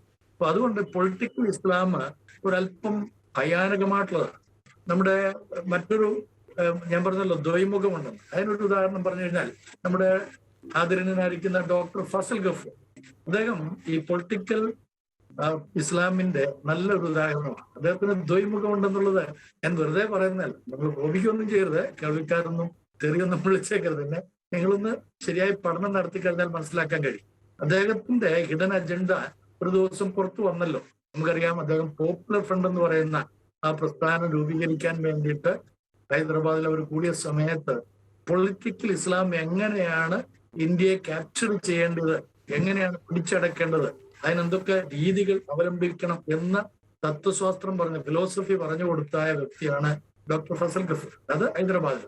എന്നാൽ നമ്മുടെ ചാനൽ ചർച്ചയിൽ വന്നിരിക്കുമ്പോൾ അദ്ദേഹത്തെ പോലെ ഒരു ജനകീയനും മതേതര മനുഷ്യനും കേരളത്തിൽ വേറെ ആരെയും നിങ്ങൾ കണ്ടിട്ടുണ്ട്. അപ്പൊ ഇത് പൊളിറ്റിക്കൽ ഇസ്ലാമിന്റെ രണ്ട് മുഖങ്ങളുടെ ഒരു നല്ല ഉദാഹരണം എന്ന് ഞാൻ പറഞ്ഞുള്ളൂ. അപ്പം ഈ പൊളിറ്റിക്കൽ ഇസ്ലാം ഒരു കാരണവശാലും വിശ്വസനീയമായിട്ടുള്ള പ്രവർത്തനങ്ങളായിരിക്കുകയില്ല നമ്മുടെ നാട്ടിൽ ചെയ്യുന്നത്. അവരെ സംബന്ധിച്ചോളം അവർക്ക് അധികാരം എന്ന് പറയുന്നത് ഒരു പൊതിയല്ല, മറിച്ചൊരു ദൗത്യമാണ്, ഒരു മിഷനാണ്. അപ്പൊ ആ മിഷനിലേക്ക് എത്തിച്ചേരാൻ വേണ്ടി അവർ അവലംബിക്കുന്നത് അല്ലെങ്കിൽ അവരെ നയിക്കുന്ന ഘടകം എന്ന് പറയുന്നത് ഒരു വലിയ ഗ്രന്ഥമുണ്ട്. നമ്മളാരും ചിന്തിക്കാത്ത, ഇതുവരെ കേൾക്കാത്ത ഒരു പേരും ഒക്കെയാണ് ആ ഗ്രന്ഥത്തിൻ്റെത് എന്നുള്ള ഞാൻ പറയട്ടെ. അത് ഞാനൊന്ന് പറയാം. ഡോക്ടർ ജോൺസൺ തേക്കടി, ഞാൻ ഇടപെടി. അങ്ങ് വളരെ വ്യക്തമായി ഈ ഒരു 4 കാറ്റഗറിനെ കുറിച്ച് അങ്ങ് വിശദമായി പരാമർശിച്ചു. ഈ നമ്മുടെ ഈ നാർക്കോട്ടിക്സുമായിട്ട് ബന്ധപ്പെട്ടുള്ള ഈ ചർച്ചയിൽ ഈ ഒരു മനുഷ്യ ജീവനെ ആത്മീയമായും ശാരീരികമായും മാനസികമായും നശിപ്പിക്കുക എന്ന ലക്ഷ്യത്തോടെ ലഹരി കടത്തിവിടുന്ന ഈ അഫ്ഗാനിസ്ഥാനിലെയും പാകിസ്ഥാനിലെയും ഒക്കെ ഉള്ള തീവ്രവാദികൾ, അവർ ഏത് ഗണത്തിലാണ് പെടുന്നത് ഡോക്ടർ ജോൺസൺ തേക്കടി? ഓക്കെ, അവരെ സംബന്ധിച്ചോളം അവര് 2 വിധത്തിൽ ഉള്ള ആളുകളുണ്ട്. അതിനകത്തുകൊണ്ട് ഈ പറഞ്ഞ 4 ഗ്രൂപ്പുകളൊക്കെ ഉണ്ട്. എന്നാൽ അതിനകത്ത് പൊളിറ്റിക്കൽ ഇസ്ലാമിൽ പെട്ടതാണ് ഇത്. ഈ പൊളിറ്റിക്കൽ ഇസ്ലാം എന്ന് പറയുമ്പോൾ അതുകൊണ്ട് അതിനകത്ത് പറഞ്ഞു വന്നത്, നമ്മുടെ മൗദൂദി സാഹിബാണ് ഈ പൊളിറ്റിക്കൽ ഇസ്ലാമിനെ നമുക്ക് പരിചയപ്പെടുത്തി തന്നത്. അദ്ദേഹത്തെയാണ് നമുക്ക് പെട്ടെന്ന് മനസ്സിലാക്കാൻ സാധിക്കുന്നത്. മൗലാന മൗദൂദിയെ പെട്ടെന്ന് നമ്മൾ കേൾക്കുമ്പോൾ തന്നെ അറിയാം. അദ്ദേഹം എഴുതിയിരിക്കുന്നതായ അൽ ജിഹാദ് ഫിൽ ഇസ്ലാമിയ എന്ന് പറയുന്ന ഗ്രന്ഥം, അല്ലെ? അത് നമുക്ക് എല്ലാവർക്കും അറിയാവുന്ന ഗ്രന്ഥമാണ്. എന്നാൽ അത് അദ്ദേഹത്തെ കൊണ്ട് എഴുതിച്ച മറ്റൊരു ഗ്രന്ഥമുണ്ട്. അതിനെക്കുറിച്ച് നമ്മൾ മനസ്സിലാക്കിയാൽ മാത്രമേ ഇതിന്റെ ഭീകരത മനസ്സിലാകുള്ളൂ. എന്താണ് ഈ പൊളിറ്റിക്കൽ ഇസ്ലാം എന്നുള്ളത് നമുക്ക് ഗ്രഹിക്കാനായിട്ട് സാധിക്കുള്ളൂ. ഇമാം അബു സക്കരിയ അഹമ്മദ് ഇബിന് ഇബ്രാഹിം ഇബിന് മുഹമ്മദ് ദിമഷ്കി ദുമിയാക്കി ഇബിനു നുഹാസ് എന്ന് പറയുന്നതായ ഒരു വ്യക്തി AD 1416 ആദ്യം തന്റെ ഒരു പുസ്തകം എഴുതി. ആ പുസ്തകത്തിന്റെ പേര് മഷാരി ഉൽ അഷ്വാഖ് ഇലാ മസാരി ഉൽ ഉഷാഖ് വ മുസിറൂൽ ഗരം ഇലാ ദാറുസലാം എന്നായിരുന്നു. ആ പുസ്തകത്തെ മലയാളത്തിലേക്ക് നമ്മളൊക്കെ വായിക്കേണ്ട അല്ലെങ്കിൽ അറിഞ്ഞിരിക്കേണ്ടുന്ന, അത് നിരോധിക്കപ്പെടേണ്ടുന്ന ഒരു പുസ്തകമാണ്. ഈവൻ മൗദൂദി സാഹിബിന്റെ പുസ്തകമൊക്കെ നിരോധിക്കപ്പെടണമെന്ന് പറഞ്ഞെങ്കിൽ ഇതൊക്കെ എത്രയോ നേരത്തെ നിരോധിക്കേണ്ടതാണ്. അത് വളരെ വളരെ എന്താ പറയാ, എല്ലാവരെയും ത്രസിപ്പിക്കുന്ന തരത്തിൽ എഴുതിയിരിക്കുന്ന ഒരു ഗ്രന്ഥമാണ്. 1000 പേജുകളുള്ളൂ. അതാണ് ഇവരുടെ ഏറ്റവും ഈ പൊളിറ്റിക്കൽ ഇസ്ലാമിന്റെ ഫയർ എന്ന് പറയുന്നത്, അല്ലെങ്കിൽ അവർക്കുള്ള ഫ്യൂവൽ എന്ന് പറയുന്നത് അതാണ്. അതിന്റെ പേര് മലയാളത്തിൽ വന്നപ്പോൾ വിജയത്തിന്റെ വാതിൽ വാളിന്റെ തണലിൽ എന്നൊക്കെയാണ് ഇട്ടിരിക്കുന്നത്. വിജയത്തിന്റെ വാതിൽ വാളിന്റെ തണലിൽ. അത് ഈ അടുത്ത സമയത്ത് ചർച്ചയ്ക്ക് എടുക്കേണ്ടുന്നതായ ഒരു വിഷയമാണ്. ഇതുവരെ ഇത് ഒരു മഞ്ഞുമല പോലെ ഇരിക്കുകയായിരുന്നു. പൊളിറ്റിക്കൽ ഇസ്ലാം ഒരു മഞ്ഞുമല തന്നെയാണ്. അപ്പൊ ഈ അഫ്ഗാനിസ്ഥാനിൽ നിന്നോ അല്ലെങ്കിൽ പാകിസ്ഥാനിൽ നിന്നോ ഒക്കെ ഈ സാധനങ്ങൾ ഇങ്ങോട്ട് കടത്തി വിടുന്നതിന് ഈ ഗ്രന്ഥത്തിൽ അതിൻ്റെതായിട്ടുള്ള ന്യായീകരണങ്ങളും അതിന് വേണ്ടുന്ന വിശദാംശങ്ങളും കൊടുത്തിട്ടുണ്ട്. ഇതൊക്കെ എഴുതിയിരിക്കുന്നത് ഹിജറ വർഷം, ആഫ്റ്റർ ഹിജറ 8ാം നൂറ്റാണ്ടിലാണ്. അതായത് 15ാം നൂറ്റാണ്ട്. നമ്മൾ AD 15ാം നൂറ്റാണ്ടിൽ എഴുതിയ പുസ്തകമാണ്. അപ്പൊ അതിനകത്ത് വളരെ കൃത്യമായിട്ട് പറയുന്നുണ്ട് അമുസ്ലിം രാഷ്ട്രങ്ങളെ എങ്ങനെ മുസ്ലിം വൽക്കരിക്കാം അല്ലെങ്കിൽ ഇസ്ലാം വൽക്കരിക്കാം, അമുസ്ലിം രാജ്യങ്ങളെ എങ്ങനെ ഇസ്ലാം വൽക്കരിക്കാം, അപ്പൊ അതിനുവേണ്ടി എന്തൊക്കെ ചെയ്യണം. അപ്പൊ അതിന് ചെയ്യേണ്ടുന്നതായ ഒരു കാര്യമാണ് നമ്മുടെ മൗദൂദി സാഹിബ് വളരെ കൃത്യമായിട്ട് പറഞ്ഞിരിക്കുന്നത് അദ്ദേഹത്തിന്റെ ഗ്രന്ഥത്തിൽ. നിങ്ങളെ കണ്ടിട്ടുണ്ടോ എന്ന് എനിക്ക് അറിഞ്ഞുകൂടാ. ഇതേപോലുള്ള ചില ഗ്രന്ഥങ്ങളും കൂടെ വേറെ ഉണ്ട് കേട്ടോ. ഇതൊക്കെ എല്ലാവരും അറിഞ്ഞിരിക്കേണ്ടതാണ്. മതത്തിന്റെ പേരിൽ മനുഷ്യഹത്യ എന്ന് പറയുന്ന അസ്രത്ത് മിർസ തോഹിർ അഹമ്മദ് എഴുതിയിരിക്കുന്ന ഒരു പുസ്തകമാണ്. അതിനകത്ത് ഇതിനെ ഖണ്ഡിക്കാനൊക്കെ ശ്രമിക്കുന്നുണ്ടെങ്കിലും വിജയിക്കുന്നില്ല. എന്തുകൊണ്ടാന്ന് വെച്ച് കഴിഞ്ഞാൽ ഇതൊരു ആധികാരികമായിട്ടുള്ള രേഖകളെ വെച്ചുകൊണ്ട് എഴുതിയിരിക്കുന്നു. എവിടുന്ന്? അവരുടെ മതഗ്രന്ഥത്തിൽ നിന്നുള്ള ആധികാരിക രേഖകളെ എടുത്ത് ഉദ്ധരിച്ചുകൊണ്ട് എഴുതിയിരിക്കുന്ന ആകയാൽ യഥാർത്ഥം ഖണ്ഡനം ചെയ്യാൻ കഴിയുകയില്ല. അങ്ങനെ വരികയാണെങ്കിൽ അവരുടെ ദൈവത്തെ തന്നെ ഖണ്ഡിക്കുക, ആ ദൈവം കൊടുത്ത അല്ലെങ്കിൽ അയച്ചതായിട്ടുള്ള പ്രവാചകനെ ഖണ്ഡിക്കുക എന്നൊക്കെ വരും. അപ്പം പ്രവാചകൻ സല്ലല്ലാഹു അലൈഹി വസല്ലമയൊന്നും ഒരിക്കലും നമുക്ക് കുറ്റപ്പെടുത്താൻ കഴിയാത്ത തരത്തിൽ നമ്മളെ ചിന്തിക്കേണ്ടിയും കൂടി ഇരിക്കുന്ന ഈ കാര്യത്തിൽ ഒരു കാര്യം നമ്മൾ മനസ്സിലാക്കേണ്ടത്, ഈ പൊളിറ്റിക്കൽ ഇസ്ലാം എന്ന് പറയുന്ന അഫ്ഗാനിസ്ഥാനിലും പാകിസ്ഥാനിലും ഒക്കെ ഉള്ള ആളുകള് അവരിവിടേക്ക് ഈ മയക്കുമരുന്നുകളോ അല്ലെങ്കിൽ അതുപോലുള്ള ലഹരി പദാർത്ഥങ്ങളോ കയറ്റി അയക്കുന്നത് നമ്മളെ ഷണ്ണരാക്കുക എന്നുള്ള, നമ്മുടെ യൂത്തത്തെ ഷണ്ണത്വം വൽക്കരിക്കുകയും അതിൽ കൂടെ രാജ്യത്തിന്റെ പുരോഗതിയെ പരിപൂർണമായിട്ട് ഇല്ലാതാക്കുകയും തൽഫലമായിട്ട് രാഷ്ട്രീയപരമായിട്ട് ഉയർച്ചയിലേക്ക് വന്ന് അത് മതവൽക്കരണത്തിലേക്ക് നയിക്കുകയും ചെയ്യാന്നുള്ള ഒരു അജണ്ട നടപ്പിൽ വരുത്താൻ വേണ്ടിയുള്ളൂ. മനസ്സിലായത്? ക്ലിയർ ആയത്? യെസ്, ക്ലിയർ ആയി. ഓക്കെ, ഞാൻ തിരിച്ചു വരാം. ഡോക്ടർ ജോസൂട്ടി ഒഴികയിൽ ഈ നാർക്കോട്ടിക്സുമായി ബന്ധപ്പെട്ട അതിൻ്റെ പിന്നിലെ ഒരു അജണ്ടയുടെ ഒരു ഭീകര മുഖം ഫാദർ ജോൺസൺ വ്യക്തമാക്കുകയായിരുന്നു. ഈ പാലാ പിതാവ് ഈ നാർക്കോട്ടിക്സുമായി ബന്ധപ്പെട്ടുള്ള ആ പരാമർശം നടത്തിയതിനു ശേഷം സീറോ മലബാർ സഭ ശക്തമായി പിതാവിനെ പിന്തുണച്ചു. ഇന്നലെ KCBC പ്രത്യേക സമ്മേളനം കൂടി പാലാ പിതാവിന് ശക്തമായ പിന്തുണ അറിയിച്ചു. നമ്മുടെ ഈ രാജ്യത്തോടുള്ള ഒരു പ്രതിബദ്ധത കൂടിയാണ് കത്തോലിക്ക സഭയുടെ ഈ പ്രസ്താവനകളിൽ നിന്നൊക്കെ വ്യക്തമാകുന്നത്. ഈ പ്രസ്താവനകളുടെ എല്ലാം സൂചന ഈ നാർക്കോട്ടിക്സിനെതിരെ ഭരണകൂടം ശക്തമായ ഒരു അന്വേഷണം കത്തോലിക്ക സഭ ആവശ്യപ്പെടുന്നു എന്നതല്ലേ ഡോക്ടർ ജോസൂട്ടി ഒഴികെ? തീർച്ചയായും കത്തോലിക്ക സഭ വളരെ വ്യക്തമായ കൃത്യതയുള്ള സാമൂഹ്യ ഉത്തരവാദിത്വം ഏറ്റെടുത്തുകൊണ്ട് തന്നെയാണ്, അതായത് അതൊരു മതത്തിന്റെയോ ജാതിയുടെയോ അല്ലെങ്കിൽ ക്രിസ്ത്യാനികളുടെ മാത്രം കാര്യം വെച്ചാൽ കത്തോലിക്ക സഭ പറഞ്ഞിരിക്കുന്നത്. രാജ്യത്തിന്റെ മൊത്തത്തിലുള്ള ഉത്തരവാദിത്വം ഏറ്റെടുത്തുകൊണ്ട് തന്നെയാണ് കത്തോലിക്ക സഭ വളരെ വ്യക്തതയോടുകൂടി തന്നെ ഈ കാര്യത്തെ സമീപിക്കുകയും ചെയ്തിരിക്കുന്നത്. പാലാ പിതാവ് ഒരു പെട്ടെന്ന് ഒരു ആവേശത്തിന് പറഞ്ഞതല്ലെന്ന് എല്ലാവർക്കും ബോധ്യമുണ്ട്. വളരെ ആലോചിച്ച് വളരെ കൃത്യമായ വാക്കുകൾ ഉപയോഗിച്ചുകൊണ്ട് എഴുതി തയ്യാറാക്കിയ ഒരു പ്രസ്താവന അത് അദ്ദേഹം നടത്തിയിട്ടുള്ളത് ഇന്ത്യയിലെ ജനങ്ങൾക്ക് വേണ്ടിയിട്ടാണ്. കാരണം ഈ നാർക്കോട്ടിക് ജിഹാദിന്റെ ദുരന്തം പേർന്നതിൽ ഏറ്റവും കൂടുതൽ ഉണ്ടാവുക ഇവിടെ അച്ഛൻ ഇവിടെ സൂചിപ്പിച്ചതുപോലെ പോപ്പുലർ വിഭാഗത്തിൽപ്പെടുന്ന അല്ലെ സമാധാന കാംക്ഷികളായിട്ടുള്ള ജനങ്ങളും അതുപോലെ തന്നെ ഭാവിയെ ഉറ്റുനോക്കിക്കൊണ്ടിരിക്കുന്ന യുവജനങ്ങളുമാണ് അതിന്റെ ഏറ്റവും വലിയ ഇരകളാകുന്നത്. അതിൽ പക്ഷേ ക്രിസ്ത്യാനിയെന്നോ ഹിന്ദു എന്നോ ഉണ്ടെന്ന് ഞാൻ വിചാരിക്കുന്നില്ല, അല്ല ഇസ്ലാം എന്നോ ഉണ്ടെന്ന് പോലും വിചാരിക്കുന്നില്ല. കാരണം അതിൽ എല്ലാവരും ഉണ്ട്. ഇന്ത്യയിലെ നാളുകളിൽ ഈ രാജ്യത്തെ നയിക്കേണ്ട ഉത്തരവാദിത്വമുള്ള പൗരന്മാരെയാണ് അത് ലക്ഷ്യമിടുന്നത്. അതിലൂടെ ഉത്തരവാദിത്തമുള്ള പൗരന്മാർ ഇവിടെ ഖണ്ഡീകരിക്കപ്പെടുകയോ നിഷ്ക്രിയരാക്കപ്പെടുകയോ ചെയ്യുമ്പോൾ പകരം ആ സ്ഥാനത്തേക്ക് അധികാരം പിടിക്കുന്നതിന് വേണ്ടി കടന്നു വരുന്നത് ഈ കടുത്ത തീവ്രവാദ മത താല്പര്യങ്ങളുള്ള ആളുകളായിരിക്കും. അപ്പൊ അതുകൊണ്ട് അത്തരം ആളുകൾക്ക് മാത്രമാണ് ഇതുകൊണ്ട് ഗുണമുണ്ടാകുന്നത്. നമ്മൾ മനസ്സിലാക്കേണ്ട ഒരു കാര്യം, എക്കാലത്തും കത്തോലിക്ക സഭ എടുത്തിട്ടുള്ള നിലപാട് അത് കേരളത്തിലാണെങ്കിൽ രാജ്യത്തിന്റെ പൊതു സമൂഹത്തെ മുന്നിൽ കണ്ടുകൊണ്ട് തന്നെയാണ്. ഇപ്പൊ കുര്യാക്കോസ് ഏലിയാസ് അച്ഛൻ വിദ്യാഭ്യാസ സ്ഥാപനം ആരംഭിച്ചപ്പോൾ അല്ലെ പള്ളിക്കൂടങ്ങൾ ആരംഭിച്ചപ്പോൾ അതിൽ അദ്ദേഹം ജാതി മത വർഗ ലിംഗ പരിഗണന ഒന്നും കൊണ്ടുവന്നിട്ടില്ല. അതിൻ്റെ അകത്ത് എന്നുവെച്ചാൽ കാഴ്ചപ്പാട് പറയാനാണ് ഞാനത് പറഞ്ഞത്. എല്ലാ ജാതിയിലും എല്ലാ മതത്തിലും അതിൻ്റെ അകത്ത് മുന്നോക്കക്കാരെന്നോ ഒന്നും നോക്കാതെ അദ്ദേഹം എല്ലാവർക്കും അവിടേക്ക് അനുവാദം കൊടുത്തു, അവരെ കയറ്റി പഠിപ്പിച്ചു. അവർക്ക് ഭക്ഷണം കൊടുക്കാനില്ലാതെ വന്നു കഴിഞ്ഞപ്പോൾ ഉച്ചഭക്ഷണ പരിപാടി ആരംഭിച്ചു. അദ്ദേഹം പിടിയരി പിടിച്ച് അവർക്ക് ഭക്ഷണം കൊടുക്കുന്നതിനുള്ള സംവിധാനം ഉണ്ടാക്കി കുര്യാക്കോസ് ഏലിയാസ്. ഞാനിത് പറഞ്ഞത് സഭയുടെ ഒരു പാരമ്പര്യം, ഈ ആധുനിക കാലത്തെ സഭയുടെ പ്രവർത്തനത്തിന്റെ ഒരു ചരിത്രവും പാരമ്പര്യവും പരിശോധിച്ചാൽ അത് കൃത്യമായും പൊതുസമൂഹത്തെ ലക്ഷ്യം വെച്ചുകൊണ്ടുള്ളതാണ്. ഇന്നിപ്പോൾ അദ്ദേഹം പറഞ്ഞിരിക്കുന്നതും പൊതുസമൂഹത്തെ ലക്ഷ്യം വെച്ചുകൊണ്ടുള്ള കാര്യങ്ങൾ തന്നെയാണ് ഇന്നിപ്പോൾ അദ്ദേഹം പറഞ്ഞിരിക്കുന്നത്. ഇവിടെ ഈ ഇസ്ലാമിക തീവ്രവാദത്തെ സംബന്ധിച്ചുള്ള പരാമർശമൊക്കെ ഉണ്ടായി. ശരിക്കും പറഞ്ഞാൽ ഞങ്ങൾ മനസ്സിലാക്കിയെടുത്തോളം ഒരു 8% മുതൽ 10% വരെ പരമാവധി അത്രയും ആളുകളാണ് ഈ തീവ്രവാദ കാര്യങ്ങളുമായി ബന്ധപ്പെട്ട് നിൽക്കുന്നത്. അവരാണ് ഇതിനകത്ത് ഇൻവോൾവ് ചെയ്യുന്നത്. എന്റെ ആ ശതമാനക്കണക്ക് ശരിയാണോ തെറ്റാണോ അച്ഛന് കൃത്യമായിട്ട് പറഞ്ഞോളൂ. അവരാണ് ഇതിൻ്റെ അകത്ത് ഇൻവോൾവ് ആയിട്ട് നിൽക്കുന്നത് കൃത്യമായിട്ട്. പക്ഷേ ഇവരെ കൃത്യതയോടുകൂടി ഇൻവോൾവ് ചെയ്ത് നിൽക്കുമ്പോൾ ഇതിനെ ചെറുക്കേണ്ട ബാക്കി വരുന്ന 90% ആളുകൾ നിശബ്ദരാകുകയോ നിശബ്ദരാക്കപ്പെടുകയോ ചെയ്യുന്നു. അവിടെയാണ് ഈ സാഹചര്യത്തിന്റെ ഏറ്റവും വലിയ തീവ്രത നിലനിൽക്കുന്നത്. ആ നിശബ്ദരാക്കപ്പെടുകയോ ചെയ്യുന്ന ആ സാഹചര്യത്തെയാണ് പാലായിലെ ബഹുമാനപ്പെട്ട കല്ലറങ്ങാട്ട് പിതാവ് പ്രതിരോധിച്ചത്. അല്ലെ അദ്ദേഹം അവിടെ പ്രവാചക ദൗത്യം ഏറ്റെടുത്തുകൊണ്ട് മുന്നോട്ട് വന്നത്. ആ ഒരു ധൈര്യം എന്ന് പറയുന്നതാണ് ശരിക്കും കേരളീയ സമൂഹത്തിന് ഇന്ന് ആവശ്യമായിരിക്കുന്ന ഒരു ധൈര്യം. ഈ ധൈര്യം ഇസ്ലാമിക സമൂഹത്തിനകത്ത് നിന്ന് ഒറ്റപ്പെട്ട ശബ്ദങ്ങളായി ഇന്ന് ഉയർന്നു വരാൻ ആരംഭിച്ചിട്ടുണ്ട് എന്നൊരു വസ്തുതയാണ്.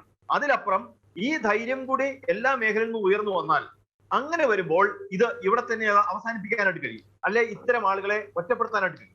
യഥാർത്ഥത്തിൽ നല്ലവരില്ലാത്തവരല്ലല്ലോ സമൂഹത്തിന്റെ പ്രശ്നം. ഇവിടെ വളരെ കൃത്യമായിട്ട് പറഞ്ഞിട്ടുണ്ട്, നല്ലവരായിട്ടുള്ള ആളുകൾ തിന്മയ്ക്കെതിരെ ശ്രദ്ധിക്കാത്തതാണ് ഈ തിന്മ വളരുന്നതിനും തിന്മയ്ക്ക് ആധിപത്യം സ്ഥാപിക്കുന്നതിനും ഉണ്ടായിട്ടുള്ള കാരണമെന്ന കാര്യത്തിൽ തർക്കമില്ല. അത് തിന്മയ്ക്കെതിരെ ശ്രദ്ധിക്കാനായിട്ട് അത് വിജയിക്കുമോ പരാജയപ്പെടുമോ എന്ന് ചിന്തിക്കാതെ തിന്മയ്ക്കെതിരെയുള്ള ശബ്ദം ഉയർത്തണം. അത്തരം ശബ്ദങ്ങൾ ഉയർത്തുമ്പോൾ അതിന് പരാജയം ഒരുപക്ഷെ ഉണ്ടായെന്ന് വരും. പക്ഷെ അത്തരം ശബ്ദങ്ങളാണ് വാസ്തവത്തിൽ ധർമ്മയുദ്ധങ്ങളാകുന്നത്. അപ്പൊ ഇവിടെ വേണ്ടിയിരിക്കുന്നത് യഥാർത്ഥത്തിൽ ജനങ്ങളെ മുന്നിൽ കണ്ടുകൊണ്ടിട്ടുള്ള ധർമ്മയുദ്ധങ്ങൾ തന്നെയാണ്. അതിന് എന്ത് പേര് വിട്ടാലും അല്ലെ വേറെ എന്തെങ്കിലും പേരുടെ ആ പേര് വിളിക്കാം. അതാണ് ഇവിടെ യഥാർത്ഥത്തിൽ ഇപ്പോൾ നടന്നിരിക്കുന്നത്. അവിടെയാണ് കർത്താവ് ദേവാലയത്തിനകത്ത് ചാട്ടവാറെടുത്തത്. ദേവാലയത്തിനകത്താണ്, അധികാരികളുടെ സ്ഥാനത്താണ്, ഭരണാധികാരികളുടെ മൗന സമ്മതമുള്ള സ്ഥലത്താണ് കർത്താവ് ചാട്ടവാറെടുത്തത്. ആ ചാട്ടവാറെടുക്കയ്ക്ക് സമാനമായ ഒരു ചാട്ടവാറെടുക്കലാണ് ഇവിടെ കേരളീയ സമൂഹത്തിന്റെ നന്നാക്കുന്നതിന് വേണ്ടിയിട്ട് ഇപ്പോൾ കലർങ്ങാട്ട് പിതാവ് ചെയ്തിരിക്കുന്നത്. അത്തരം ചാട്ടവാറുകൾ എടുക്കുന്നവരുടെ എണ്ണം ജാതി മതം നോക്കാതെ ഈ കേരളത്തിൽ കൂടുമ്പോൾ ഈ പറയുന്ന ചാനലുകാർ നിശബ്ദരാകാൻ നിർബന്ധിതരാണ്.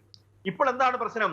ഇപ്പൊ ചാനലുകാരെ സംബന്ധിച്ചിടത്തോളം അത് അവരുടെ അജണ്ടയാണോ അവർക്ക് പിന്നിലുള്ളവരുടെ അജണ്ടയാണോ? ചാനലുകാർ എന്ന് പറയുമ്പോൾ തിരിച്ചറിക്കരുത്, ഈ മുഖ്യധാര അതുപോലെ തന്നെ ഇത്തരം നാർക്കോട്ടിക് ജിഹാദ് പോലുള്ള സംഭവങ്ങളോട് സന്ധി ചെയ്യുന്ന സ്വഭാവത്തോടുകൂടി പ്രവർത്തിക്കുന്നവരെയാണ് ഞാൻ ഉദ്ദേശിച്ചത്. അതിന് ഞാൻ ഇനിയും ഉദാഹരണം പറയാം. ഉദാഹരണമല്ല, കൃത്യമായി കണ്ടതാണ്. ഈ പാലാപിതാവിന്റെ ഇഷ്യൂ വരുന്നതിന് തൊട്ടു മുമ്പ് കേരളത്തിനകത്ത് ഉണ്ടായിരുന്ന ഒരു പ്രശ്നമായിരുന്നു സഹകരണ ബാങ്കുകളുമായി ബന്ധപ്പെട്ട വിഷയം. അതിന്റെ രാഷ്ട്രീയത്തിലേക്ക് കടക്കുന്നില്ല. ആ സഹകരണ ബാങ്കുമായി ബന്ധപ്പെട്ട വിഷയത്തിനോട് അനുബന്ധമായി കേരളത്തിലെ ഒരു പ്രമുഖ രാഷ്ട്രീയ നേതാവിനെതിരെ മറ്റൊരു പ്രമുഖ രാഷ്ട്രീയ നേതാവ് MLA ആയിട്ടുണ്ടായിരുന്ന ആള് വലിയൊരു തുകയുടെ അഴിമതി ആരോപണം വിടുകയും. ആ അഴിമതി ആരോപണത്തെ കുറിച്ച് ചർച്ച തുടങ്ങാൻ പോലും ആരംഭിക്കുന്നതിന് മുമ്പ് കലയങ്കരങ്ങാട്ട് പിതാവിന്റെ വിഷയം എടുത്തിട്ട് ഈ രാഷ്ട്രീയത്തിന് അപ്പുറമുള്ള ഒരു പുതിയ വിഷയം ഉണ്ടാകുന്നത് വരെ അത് നീട്ടിക്കൊണ്ടുപോയി. ഇപ്പൊ മോൻസൺ വന്നു, ആ സംഭവത്തിൽ നിന്ന് എല്ലാവരും വിട്ടുപോന്നു. നമ്മൾ ഓർക്കണം, ഇതിന് പിന്നിൽ നടക്കുന്ന അജണ്ടകൾ എങ്ങനെയാണ് സെറ്റ് ചെയ്തിരിക്കുന്നത്. അതൊരു കൂട്ടായ്മയാണ്. അവിടെയാണ് അതിന്റെ അപകടം എന്ന് പറയുന്നത്. ഇത് ഏതെങ്കിലും ഒരു പ്രത്യേക മാധ്യമത്തിന്റെ ഒരു ലക്ഷ്യമല്ല ഇവിടെ വന്നിരിക്കുന്നത്. ഇതൊരു കൂട്ടായ്മയാണ്. ഈ മാധ്യമ അല്ലെങ്കിൽ ആ വാക്കുപയോഗിച്ച ഇനി കുഴപ്പമുണ്ടെന്ന് പേടിയാണ്. അതുകൊണ്ട് ഞാൻ പറയുന്നു, ഈ സ്ഥാപിത താല്പര്യങ്ങളുടെ ആ ഒരു കൂട്ടായ്മ എത്രമാത്രം ഇവിടെ ശക്തമാണ് എന്നതിന്റെ തെളിവാണ് ഇത്തരം ഒരു സാഹചര്യത്തിൽ വളരെ ഗൗരവമുള്ള വിഷയത്തെ ഒരുമിച്ച് തമസ്കരിക്കുന്നു, എന്നിട്ട് മറ്റു വിഷയങ്ങളിലേക്ക് ചർച്ച കൊണ്ടുപോകുന്നു. ഇവിടെ കൃത്യമായി ചർച്ച നമ്മുടെ സമൂഹത്തിനകത്ത് ഉണ്ടാവണം. നാർക്കോട്ടിക്കിന്റെ വിഷയങ്ങൾ, നാർക്കോട്ടിക് ജിഹാദ് എന്ന വാക്കങ്ങ് വിട്ടോ, ഇന്ത്യ സമൂഹത്തിനകത്ത് നാർക്കോട്ടിക് കള്ളക്കടത്തും അത് ഇവിടുത്തെ ജനങ്ങളിൽ ഉണ്ടാക്കുന്ന സ്വാധീനവും ഒക്കെ എത്രമാത്രം വലുതാണ്, അത് എത്രമാത്രം നമ്മളെ അപകടപ്പെടുത്തുന്നു എന്നതിനെ സംബന്ധിച്ച് കൃത്യമായ ലക്ഷ്യബോധമുള്ള ചർച്ചകൾ നമ്മുടെ സമൂഹത്തിനകത്തൂടെ ഉണ്ടാകേണ്ടതുണ്ട്. വ്യക്തമാണ്. ഒരു കാര്യം കൂടി ശ്രീ ജോസ് കുട്ടി ഒഴികെ, നമുക്കറിയാം ഈ മുഖ്യമന്ത്രി പാലാപിതാവിനെതിരെ രൂക്ഷമായി വിമർശനം ഉന്നയിച്ചപ്പോൾ സീറോ മലബാർ സഭ പാലാപിതാവിനെ ചേർത്ത് പിടിച്ചു. പിന്നീട് KCBCയുടെ ഒരു സമ്മേളനം നമ്മൾ നോക്കുകയാണെങ്കിൽ ഒരു അസാധാരണ ഒരു സമ്മേളനം തന്നെയായിരുന്നു. പിതാക്കന്മാരെല്ലാം POC ആസ്ഥാനത്ത് വന്ന് സമ്മേളിക്കുന്നു, പാലാപിതാവിന് പൂർണ്ണ പിന്തുണ പ്രഖ്യാപിക്കുന്നു. ഇതിൻ്റെ എല്ലാം ഒരു അർത്ഥം സഭ ഈ നാർക്കോട്ടിക് തീവ്രവാദത്തെ എത്ര ഗൗരവത്തോടെ കാണുന്നു എന്നതും അതോടൊപ്പം തന്നെ ഈ ലവ് ജിഹാദിൻ്റെയും നാർക്കോട്ടിക് ജിഹാദിൻ്റെയും ഒക്കെ ഇരകളായി ജീവിക്കുന്ന രക്തസാക്ഷികളായി ഉള്ളവർ ഈ സഭയിൽ തന്നെ ഉണ്ട് എന്നതിൻ്റെയൊക്കെ ഒരു സൂചനയല്ലേ ശ്രീ ജോസ് കുട്ടി ഒഴികെ? തീർച്ചയായും ഇത് ഞാനിപ്പോൾ കൂടുതൽ വിശദീകരിക്കുന്നില്ല. നാർക്കോട്ടിക് ജിഹാദിന്റെയും അതിന്റെ അനുരണനങ്ങളായി ഉണ്ടായിട്ടുള്ള മറ്റ് സംഗതികളുടെയും രക്തസാക്ഷികൾ നമ്മുടെ സമൂഹത്തിലുണ്ട്. ലവ് ജിഹാദിന്റെയും ഇത് രണ്ടിനും നമ്മൾ രണ്ടായിട്ട് കണ്ടിട്ട് കാര്യമില്ല. ലവ് ജിഹാദിന് സപ്പോർട്ട് ചെയ്യാനുള്ള ഒരു ഉപകരണമാണ് നാർക്കോട്ടിക് ജിഹാദ് എന്നാണ് ഒരു യാഥാർത്ഥ്യം. ഇത് കേരളത്തിനകത്ത് അജണ്ട വെച്ച് തന്നെയാണ് പ്രവർത്തിക്കുന്നത്. കാരണം എല്ലായിടത്തും ഒരു പ്രേമ കേസ് ഉണ്ടായാൽ ആ കേസ് ഡീല് ചെയ്യുന്ന രീതിക്ക് ഒരു ഏക സ്വരൂപമുണ്ട്. അത് കാസർഗോഡ് മുതൽ തിരുവനന്തപുരം വരെ അതിനൊരു ഏകതയുണ്ട്. അല്ലാതെ ഒരു സ്ഥലത്ത് അതുപോലെ അല്ല, ഓരോരോ സ്ഥലത്തും വ്യത്യസ്തമല്ല. എന്ന് വെച്ചാൽ ഒരു പൊതു കേന്ദ്രത്തിൽ നിന്നും ഇവർക്ക് നിർദ്ദേശങ്ങളോ പരിശീലനങ്ങളോ കിട്ടുന്നുണ്ട് എന്നത് അതിനാൽ തന്നെ വ്യക്തമാണ്. മുഖ്യമന്ത്രി പറഞ്ഞതിൻ്റെ അകത്ത് വളരെ തന്ത്രപരമായ ചില വസ്തുതകൾ ഒളിഞ്ഞിരിക്കുന്നു. ആ വസ്തുതകൾ കേരള സമൂഹത്തിലെ ചിന്തിക്കുന്നവർ തിരിച്ചറിഞ്ഞിട്ടുണ്ട്. 500-ലധികം ആളുകൾക്ക് റീറാഡിക്കലൈസേഷന്റെ നിന്ന് അവരെ ഇതിൽ നിന്ന് മാറ്റി, തീവ്രവാദത്തിൽ നിന്ന് മാറ്റി എന്ന് പറയുമ്പോൾ അതുപോലെ 1,60,000 ആളുകൾക്കോ മറ്റോ ഡീ റാഡിക്കലൈസേഷൻ സംബന്ധമായ പരിശീലനം നൽകിയെന്ന് പറഞ്ഞപ്പോൾ ഇവിടെ ഏറ്റവും ഗുരുതരമായ സാമൂഹ്യ പ്രശ്നമായി റാഡിക്കലൈസേഷൻ മാറിയെന്ന് മുഖ്യമന്ത്രി കേരളത്തിലെ ചിന്തിക്കുന്നവരോടും ബുദ്ധിയുള്ളവരോടും പറയാ ചെയ്തിരിക്കുന്നത്. അത് ഏറ്റെടുത്തുകൊണ്ട് അതിനെതിരെ ശബ്ദിക്കാനായിട്ട് നീക്കങ്ങൾ നടത്താനും ഇവിടെ മാധ്യമങ്ങൾ തയ്യാറാകേണ്ടതായിരുന്നു. അതിന് തയ്യാറായില്ല. ഞാൻ തിരിച്ചു വരാം. വളരെ വ്യക്തമായി തന്നെ അങ്ങ് അത് അവതരിപ്പിച്ചു. അഡ്വക്കേറ്റ് ജയസൂര്യൻ, നേരത്തെ താങ്കൾ ഉന്നയിച്ച ഒരു കാര്യത്തിനൊരു വ്യക്തത വരുത്തുവാൻ വേണ്ടി, ഈ കേരളത്തിൽ ലഹരി കടത്ത് നടത്തുന്നു, അതുമായിട്ട് ബന്ധപ്പെട്ട അറസ്റ്റ് ഉണ്ടാകുന്നു. നേരത്തെ താങ്കൾ സൂചിപ്പിച്ചു ഈ അന്വേഷണ ഏജൻസികൾ തമ്മിലൊരു ഏകോപനം വേണമെന്നത്. അത് സത്യം തന്നെയാണ്. പക്ഷേ എങ്കിൽ പോലും നമ്മുടെ ഈ NIA-ക്ക്, കേന്ദ്ര സർക്കാരിൻ്റെ കീഴിലുള്ള ഒരു NIA-ക്ക് ഇതിൽ വലിയൊരു പങ്ക് വഹിക്കാനില്ലേ? സംസ്ഥാനത്ത് അല്ലെങ്കിൽ ഇന്ത്യയുടെ വിവിധ ഭാഗങ്ങളിൽ ലഹരിക്കടത്തൊക്കെ നടക്കുമ്പോൾ അതിനെ തടയിടാൻ NIA-ക്ക് വലിയൊരു പങ്ക് തന്നെയില്ലേ ശ്രീ ജയസൂര്യൻ? തീർച്ചയായിട്ടും ഉണ്ട്. ഇപ്പോൾ പിടിക്കപ്പെടുന്ന കേസുകളെ നോക്കിയാൽ നമുക്കത് മനസ്സിലാവും. NIA ആണ് ഇത്തരം കാര്യങ്ങളിലും ഏറ്റവും കാര്യമായിട്ടുള്ള വൻതോതിലുള്ള മയക്കുമരുന്ന് വേട്ടകൾ നടത്തുന്നത്. എന്നാൽ ഈ NIA എന്നുള്ളതും മയക്കുമരുന്ന് എന്നുള്ളതും ഒറ്റപ്പെട്ട് കാണേണ്ട കാര്യമല്ല. ശ്രീ ജോസൂട്ടി ഒഴികയിൽ പറഞ്ഞതുപോലെ വിപുലമായിട്ടുള്ള ഒരു ജിഹാദ് സംവിധാനത്തിന്റെ വളരെ ചെറിയ ഒരു ഭാഗം മാത്രമാണ് ഈ നാർക്കോട്ടിക്സ്, മയക്കുമരുന്ന് എന്ന് പറയുന്നത്. ഈ പിതാവ് തന്നെ പറയുണ്ടായി 25ഓളം ജിഹാദുകളുണ്ട്. നമുക്ക് ആ ജിഹാദുകളെ നമ്പർ ഇട്ടിട്ട് ഇത്ര എണ്ണം എന്നൊന്നും പറയാൻ പറ്റില്ല. നേരത്തെ ഫാദർ പറഞ്ഞതുപോലെ ഈ പൊളിറ്റിക്കൽ ഇസ്ലാം എന്ന് പറയുന്നിടത്താണ് ഇത് ആരംഭിക്കുന്നത്. അതായത് ഇസ്ലാം ദാറുൽ ഇസ്ലാമിലല്ലാതെ ഒരു ഇസ്ലാമിന് ജീവിക്കാൻ കഴിയില്ല എന്നുള്ള അടിസ്ഥാന ബോധം, ആ ബോധം ഇസ്ലാമിന്റെ പുതിയ തലമുറയിലേക്ക് വളരെ രൂക്ഷമായിട്ട് കടത്തിവിടുന്നുണ്ട്. ഇന്ന് ഞാൻ കണ്ട ഒരു വീഡിയോ, നമ്മുടെ സമസ്ത എന്ന് പറയുന്നത് തീവ്രവാദികളല്ല എന്നെല്ലാവരും പറയുന്നു. പക്ഷെ സമസ്ത നടത്തുന്ന മദ്രസയിലെ 5ാം ക്ലാസ്സിലെ പാഠപുസ്തകത്തിൽ പഠിപ്പിക്കുന്നത് നിസ്കാരം നടത്താത്തവനെ കൊല്ലണം എന്നാണ്. അപ്പോ നിസ്കാരം നടത്താത്തവനെ കൊല്ലണം എന്ന് 5ാം ക്ലാസ്സിലെ ഒരു പെൺകുട്ടിയോ ഒരു ആൺകുട്ടിയോ പഠിക്കുമ്പോൾ ആ കുട്ടിയിലേക്ക് കൊടുക്കുന്ന ആ എഡ്യൂക്കേഷൻ എന്നുള്ളത് എത്ര വലിയ ഭീകരതയാണ്. അപ്പോൾ അവിടെ NIA-ക്കല്ല ഇടപെടാൻ കഴിയുക, അവിടെ വിദ്യാഭ്യാസ വകുപ്പ് തന്നെയാണ് ഇടപെടേണ്ടത്. ഇത് ഖുറാനിൽ പറഞ്ഞിട്ടുണ്ടെന്ന് പറഞ്ഞാണ് പഠിപ്പിക്കുന്നത്. പക്ഷെ ഖുറാനിൽ പറഞ്ഞിട്ടുണ്ടോ ഇല്ലയോ എന്നുള്ളത് അന്വേഷിക്കാൻ ഇങ്ങനെയൊക്കെയുള്ള നീക്കങ്ങൾ ശരിയാണോ എന്നുള്ളതും നമ്മൾ പഠന വിധേയമാക്കേണ്ടതാണ്. അപ്പൊ ജിഹാദ് എന്നുള്ളത് ഏതെങ്കിലും ഒരു മേഖലയിൽ മാത്രം ഒതുങ്ങി നിൽക്കുന്നതല്ല, പൊതുവായിട്ടുള്ള ഒരു ലക്ഷ്യം അവിടെയുണ്ട്. ഇസ്ലാം എവിടെയെങ്കിലും ഏതെങ്കിലും ഒരു രാജ്യത്ത് ഒരു 10-15% ആ രാജ്യത്തിന് സമാധാനം നഷ്ടപ്പെട്ടിരിക്കുന്നു എന്നുള്ളതും, ഒരു 20% മുകളിലായാൽ ആ രാജ്യം തന്നെ ഇല്ലാതായി അത് ഇസ്ലാമിക മതരാജ്യമായി മാറുന്നു എന്നുള്ളതും ആഗോളതലത്തിലെ ഒരു വലിയ സത്യമാണ്. യൂറോപ്യൻ രാജ്യങ്ങൾ ഒരു കാലത്ത് ക്രൈസ്തവ രാജ്യങ്ങളായിരുന്നു. അതുപോലെ തന്നെ ആഫ്രിക്കൻ രാജ്യങ്ങളെല്ലാം തന്നെ ഒരു കാലത്ത് ക്രൈസ്തവ രാജ്യങ്ങളായി.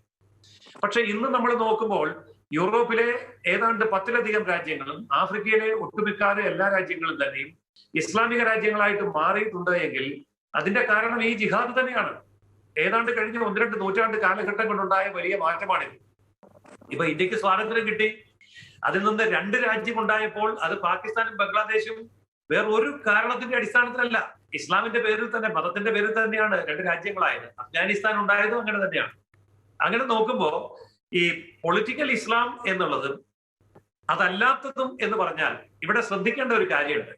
ഈ എല്ലാവരും പറയാറുണ്ട് ഇസ്ലാമിലെ കുറച്ചു പേര് മാത്രമാണ് തീവ്രവാദികൾ, അതുകൊണ്ട് മുഴുവൻ ഇസ്ലാമിനെയും കുറ്റപ്പെടുത്തരുത് എന്ന്.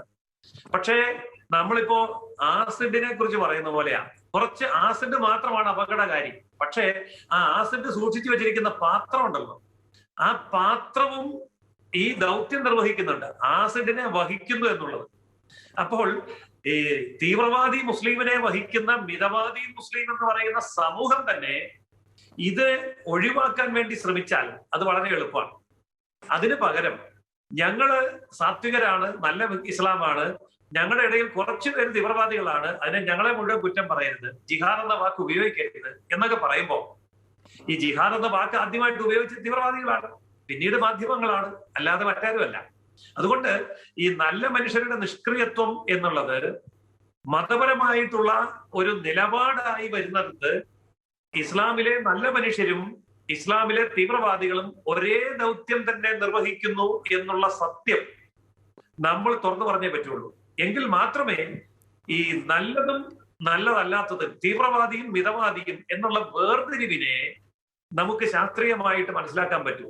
അത് മനസ്സിലാക്കിയില്ല എന്നുണ്ടെങ്കിൽ നമ്മൾ അറിയേണ്ട ഒരു വസ്തുത, തീവ്രവാദികൾ വളരെ കുറച്ചു മതി. തീവ്രവാദികൾ 50% ഭൂരിപക്ഷമൊന്നും വേണ്ട. ഇപ്പൊ അഫ്ഗാനിസ്ഥാനില് താലിബാനിൽ 51% ജനപിന്തുണ ഇല്ല. പക്ഷെ അഫ്ഗാനിസ്ഥാൻ പിടിച്ചടക്കാൻ പറ്റി. ലോകത്തുള്ള എല്ലാ ഇസ്ലാമിക രാജ്യങ്ങളും പിറന്നത് അങ്ങനെയാണ്. അവിടെ 51% തീവ്രവാദികളോ അല്ലെങ്കിൽ അക്രമകാരികളോ കൊള്ളക്കാരോ വന്നിട്ടല്ല അവിടെ ഇസ്ലാമിക രാജ്യം ഉണ്ടാക്കിയത്.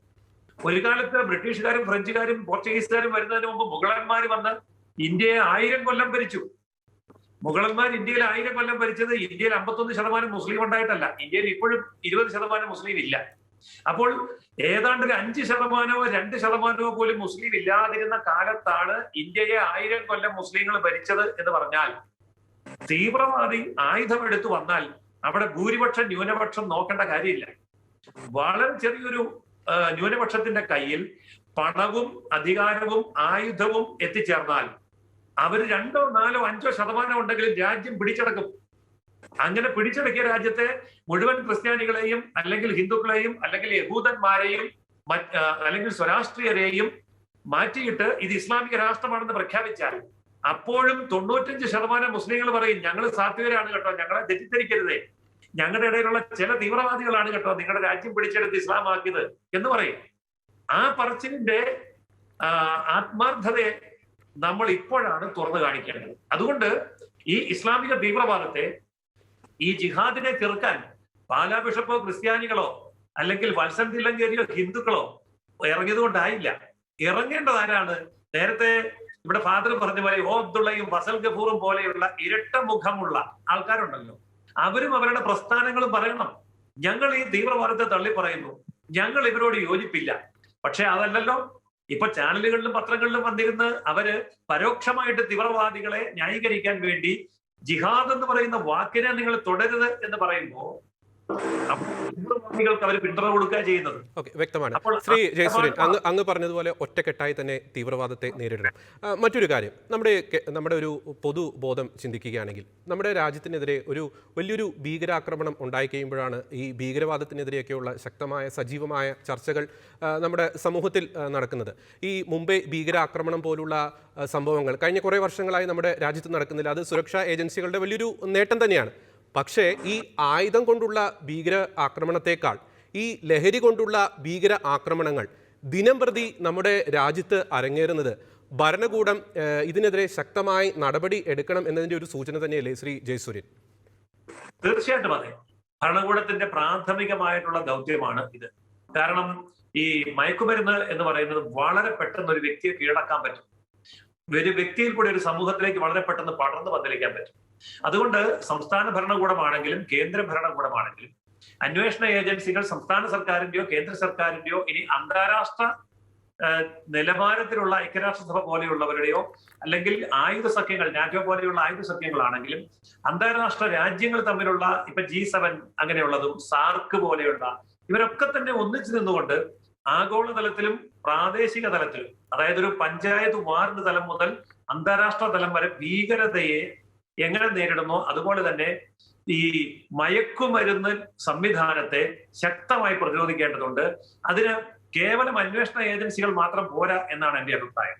ഓരോ പൗരനും ഇതിന്റെ ഗൗരവം ഉൾക്കൊണ്ടുകൊണ്ട് അതിനെതിരെ അന്വേഷണ ഏജൻസികൾക്കും ഗവൺമെന്റിനും സപ്പോർട്ട് കൊടുക്കുന്ന ഒരു സാമൂഹികമായ ജാഗ്രതയാണ് ലോകമെമ്പാടും വേണ്ടത്. പ്രത്യേകിച്ച് കേരളത്തിൽ അത് അത്യാവശ്യവുമാണ്. ഓക്കെ, ജാഗ്രത തന്നെ വേണം, വളരെ പ്രസക്തമാണ്.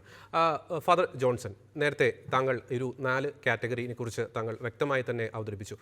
നമ്മുടെ ഈ ചർച്ചയിൽ ശ്രീ ജോസൂട്ടി ഒഴികയിൽ സൂചിപ്പിച്ചതുപോലെ തീവ്രവാദം അതിഭീകരമാണ്, അതിനെതിരെ ശബ്ദമുയർത്തണം. പക്ഷേ അതിനോടുള്ളൊരു നിശബ്ദതയല്ലേ അതിനേക്കാൾ വലിയൊരു ഭീകരമായ ഒരു അവസ്ഥ.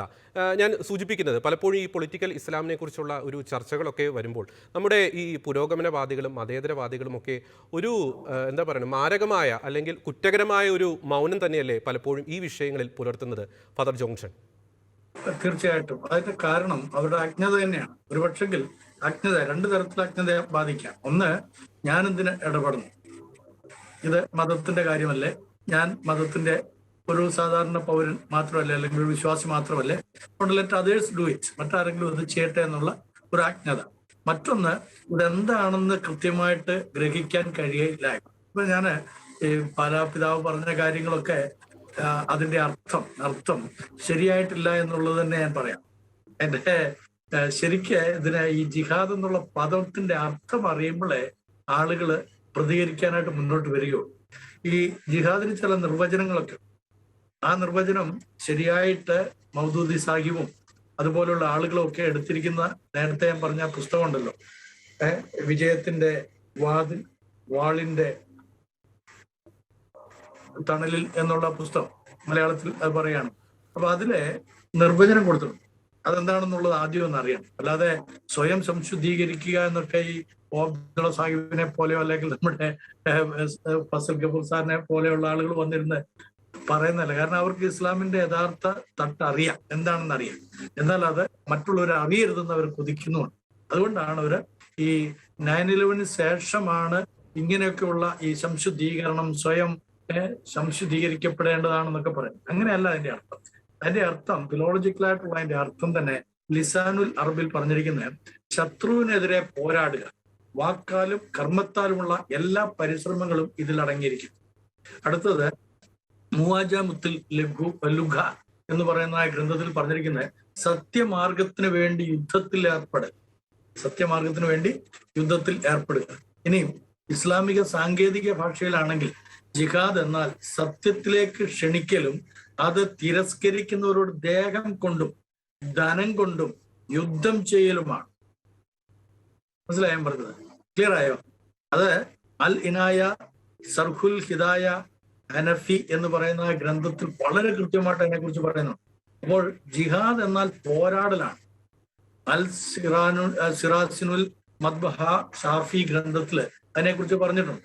ജിഹാദ് എന്നാൽ അള്ളാഹുവിന്റെ വചനങ്ങൾ അതിജയിക്കുന്നതിന് വേണ്ടി മുസ്ലിങ്ങൾ പരസ്പരം കരാറുകൾ ഇല്ലാത്ത അമുസ്ലിങ്ങളോട് യുദ്ധം പ്രഖ്യാപിക്കലും അവരുമായി പോരാടലുമാണ്. മുസ്ലിം അധീന പ്രദേശങ്ങൾ ആക്രമിക്കുന്ന അവിശ്വാസിക്കെതിരിൽ ആക്രമിക്കലും ജിഹാദാകുന്നു. അവിശ്വാസികളുടെ പ്രദേശങ്ങളിൽ പോയി ആക്രമിക്കലും ജിഹാദാണ്. മഹാഫിബുൽ ജലീബ് ഫി ഷർഹ് മുഖത്തസിർ ഖലീൽ മാലിക്കി എന്ന് പറയുന്ന ആ ഗ്രന്ഥത്തിലുള്ളതാണ്. അപ്പം ജിഹാദ് എന്ന് പറയുന്നത് ഓരോ വ്യക്തിക്കും സമൂഹത്തിനുമുള്ള ചികിത്സാ പ്രതിവിധിയായിട്ടാണ് ആ പദം അവർ ഉപയോഗിച്ചിരിക്കുന്നത്. ആദ്യമകാലം മുതൽ തന്നെ അത് കാണുന്നു. ഇവിടെ നേരത്തെ ആരോട് പറഞ്ഞല്ലോ, അത് പ്രാചീനമായിട്ടുള്ള വാക്കാണെന്ന്. അതെ, പ്രാചീനമായിട്ടുള്ള വാക്കാണ്. ഇത് ക്രിസ്ത്യാനികൾ കണ്ടെത്തിയതോ അല്ലെങ്കിൽ യഹൂദന്മാർ കണ്ടെത്തിയതോ ഹൈന്ദവര് കണ്ടെത്തിയോ ഒന്നുമല്ല. ഇത് ഇസ്ലാമിക വാക്കാണ്. അതിനെ നമ്മൾ അൽ ജിഹാദ് അല്ലെങ്കിൽ വിശുദ്ധ യുദ്ധം എന്നൊക്കെ പറയുന്നതൊന്നുമല്ല. വിശുദ്ധ യുദ്ധം ഒന്നും ഉള്ള അർത്ഥത്തിലല്ല അവരതിനെ കണ്ടിട്ടുള്ളതും പഠിപ്പിച്ചിട്ടുള്ളതും എഴുതിയിട്ടുള്ളതും. അപ്പൊ അതുകൊണ്ട് അതിനെക്കുറിച്ച്, ആ ജിഹാദിനെ കുറിച്ച് തന്നെ ഒരു ചർച്ച വെക്കുന്നത് നന്നായിരിക്കും.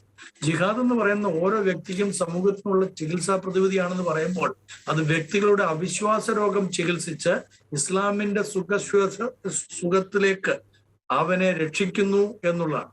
നോക്കി, അപ്പം പാലാപിതാവ് പറഞ്ഞതുപോലെ അതിന്റെ അർത്ഥം അത്ര ലഘുവൊന്നുമല്ല. പലരും അങ്ങനെ ലഘൂകരിക്കുന്നതുകൊണ്ട് മുസ്ലിം സഹോദരന്മാർ, നല്ല മുസ്ലിം സഹോദരന്മാർ, ഞാൻ നേരത്തെ പറഞ്ഞിട്ടുള്ള പോപ്പുലർ മുസ്ലിം സഹോദരന്മാര് അത് സാരമില്ല, അത് ഇങ്ങനെയാണല്ലോ അർത്ഥം എന്ന് ധരിക്കുന്നതാണ്. അല്ല എന്നുള്ളത് മനസ്സിലാക്കുമ്പോഴാണ് ഇതിനോട് ചുറ്റിപ്പറ്റിയുള്ള മറ്റു മതഗ്രന്ഥങ്ങളും ഇതിനോട് ചുറ്റിപ്പറ്റിയുള്ള പൊളിറ്റിക്കൽ ഇസ്ലാമിന്റെ ഹിഡൻ അജണ്ടകളൊക്കെ നമുക്ക് വ്യക്തമായിട്ട് മനസ്സിലാകും. ഞാനൊരു ചെറിയ ഉദാഹരണം പറയുമ്പോൾ നിങ്ങൾക്ക് മനസ്സിലാകും. മഹാരാജാസ് കോളേജിൽ ചില വർഷങ്ങൾക്ക് മുമ്പ് സംഭവിച്ചാണല്ലോ SFI-കാരൻ എന്നുള്ള ഒരൊറ്റ കാരണത്താൽ ഒരു അഭിമന്യുവിനെ കർക്കശമായിട്ട് കുത്തിക്കൊന്നു. അല്ലെ? എത്ര വിദഗ്ധമായിട്ടാണ്. അപ്പം അത് സാധാരണപ്പെട്ട ഒരു വിദ്യാർത്ഥിയാണ് ചെയ്തതെന്ന് ഓർക്കണം, അല്ലെങ്കിൽ ഒരു വിദ്യാർത്ഥി അവരോട് ചേർന്നുള്ള ആളുകൾ. അപ്പൊ അവർക്ക് കിട്ടിയതായ പരിശീലനത്തിന്റെ ഭാഗമാണ്. അപ്പൊ അതാണ് യഥാർത്ഥത്തിൽ ജിഹാദ് എന്ന് പറയുന്നത്. ഇനി അതിനെക്കുറിച്ച് കൂടുതൽ പറയണ്ടല്ലോ. അപ്പൊ അതിന്റെ പൊരുൾ മനസ്സിലായി. അപ്പം അത് മനസ്സിലാക്കാനുള്ള ഒരു വിശേഷ ബുദ്ധിയാണ് സാമാന്യ മുസ്ലിം സഹോദരങ്ങൾക്ക് വേണ്ടത്. അവർ മനസ്സിലാക്കേണ്ടത് തങ്ങളുടെ കുടുംബത്തിൽപ്പെട്ടവരും ഈ പൊളിറ്റിക്കൽ ഇസ്ലാമിന്റെ ഭാഗവാക്കാകുകയും അങ്ങനെ തങ്ങൾക്ക് പോലും അത് അപകടകരമായി തീരുകയും ചെയ്യും എന്നുള്ളതാണ്. അതിന് നല്ല മറ്റൊരു ഉദാഹരണം നമുക്ക് പാലാപിതാവ് പറഞ്ഞതിന്റെ 2 ദിവസം തെളിവുതാ എന്ന് നമ്മുടെ ചാനലുകളിലെ ബിനു ചോദിച്ചു, പി സുരേഷ് കുമാർ ചോദിച്ചു, ഷാനി ചോദിച്ചു, അങ്ങനെ പലരും പല മീഡിയകളിൽ ഇരുന്ന് ചോദിച്ചുകൊണ്ടിരിക്കുമ്പോൾ തെളിവ് പോലീസ് കൊടുത്തു. അതെന്തായിരുന്നു? കൊല്ലത്തുനിന്ന് 31 വയസ്സുള്ള ഒരു യുവതിയെ അത് അവരുടെ എന്ന് വെച്ചാൽ സ്വമതത്തിൽ നിന്ന് തന്നെ ആലങ്കാരികമായിട്ട് വിളിച്ചു കൊണ്ടുവന്നിട്ട് മയക്കുമരുന്ന് കൊടുത്ത് ഈ അടുത്തായി മലപ്പുറത്തെ ആ ഒരു കേസും ഇതിനെ സാധൂകരിക്കുന്ന ഒരു സംഭവം തന്നെയാണ് അല്ലെ? തീർച്ചയായിട്ടും അത് വളരെ ഖേദകരമായിട്ടുള്ള കാര്യമാണ്. വളരെ ഖേദകരം എന്ന് പറഞ്ഞു കഴിഞ്ഞാൽ ഞെട്ടിക്കേണ്ടതാണ്. അതിന്റെ അർത്ഥം എന്താണ്? എല്ലാ കുടുംബങ്ങളിലും ഇത് കയറിയിട്ടുണ്ടെന്നുള്ളതാണ്. അവിടെ പോപ്പുലർ ഇസ്ലാം എന്ന് പറഞ്ഞോ, അല്ലെങ്കിൽ ഓർത്തഡോക്സ് ഇസ്ലാം എന്ന് പറഞ്ഞിട്ടോ, പൊളിറ്റിക്കൽ ഇസ്ലാം എന്ന് പറഞ്ഞിട്ടോ, ക്ലാസിക്കൽ ഇസ്ലാം എന്ന് പറഞ്ഞിട്ടോ, തുറിയാനി ക്രിസ്ത്യാനി എന്ന് പറഞ്ഞിട്ടോ, അല്ലെങ്കിൽ മറ്റേതെങ്കിലും ക്രിസ്ത്യാനി എന്ന് പറഞ്ഞിട്ടോ, ഒരു ഹൈന്ദവനെന്നോ തീയനെന്നോ ചോവനെന്നോ പറഞ്ഞ ഒരു മാറ്റമൊന്നും അതിനകത്തില്ല. എല്ലാ കുടുംബങ്ങളിലും ഇത് എത്തിയിരിക്കുന്നു. അതിന്റെ ഗൗരവം മനസ്സിലാക്കണം. അതില്ല എന്ന് പറഞ്ഞ് നമ്മൾ കണ്ണടച്ചിട്ട് ഇരുട്ടാക്കിയിട്ട് ഒരു ദിവസം നമ്മൾ കണ്ണു തുറക്കുമ്പോഴത്തേക്ക് ഭയങ്കര നട്ടുച്ചയായി മാറും അല്ലെ? അപ്പൊ അതേപോലെയുള്ള സംഭവമാണ് നമ്മുടെ സംസ്ഥാനത്ത് നടക്കുന്നത്, നമ്മുടെ രാജ്യത്ത് നടക്കുന്നത്, ലോകത്തിൽ നടക്കുന്നത്. അപ്പൊ അതിനൊക്കെ ഒരു ഹിഡൻ അജണ്ട ഉണ്ട്. എന്താണ്? അൽ ജിഹാദിനകത്ത് വളരെ കൃത്യമായിട്ട് മൗദൂദി സാഹിബ് എഴുതി വെച്ചിരിക്കുന്നത്, ലോകം മുഴുവനും അള്ളാഹുവിന്റെ ഭരണത്തിന് കീഴിലാകുന്നിടം വരെയും ഏത് വിധേനയും കയറിച്ചെല്ലാമെന്ന്. ഒരു കയ്യിൽ വാളും മറുകയിൽ വിശുദ്ധ ഗ്രന്ഥവുമായിട്ട് നിങ്ങൾ അമുസ്ലിങ്ങളുടെ അടുക്കലേക്ക് എത്തണം. അപ്പൊ അമുസ്ലിങ്ങളെ മാത്രമല്ല ഇത് ബാധിച്ചിരിക്കുന്നത്, ഇത് ബാധിക്കുന്നത് ഇവിടുത്തെ സാമാന്യ മുസ്ലിം സഹോദരങ്ങളെയാണ്. മറ്റുള്ളവരെക്കാൾ കൂടുതലായിട്ട് ബാധിക്കപ്പെട്ടിരിക്കുന്നത് സാമാന്യ മുസ്ലിം സഹോദരങ്ങളെയാണ്.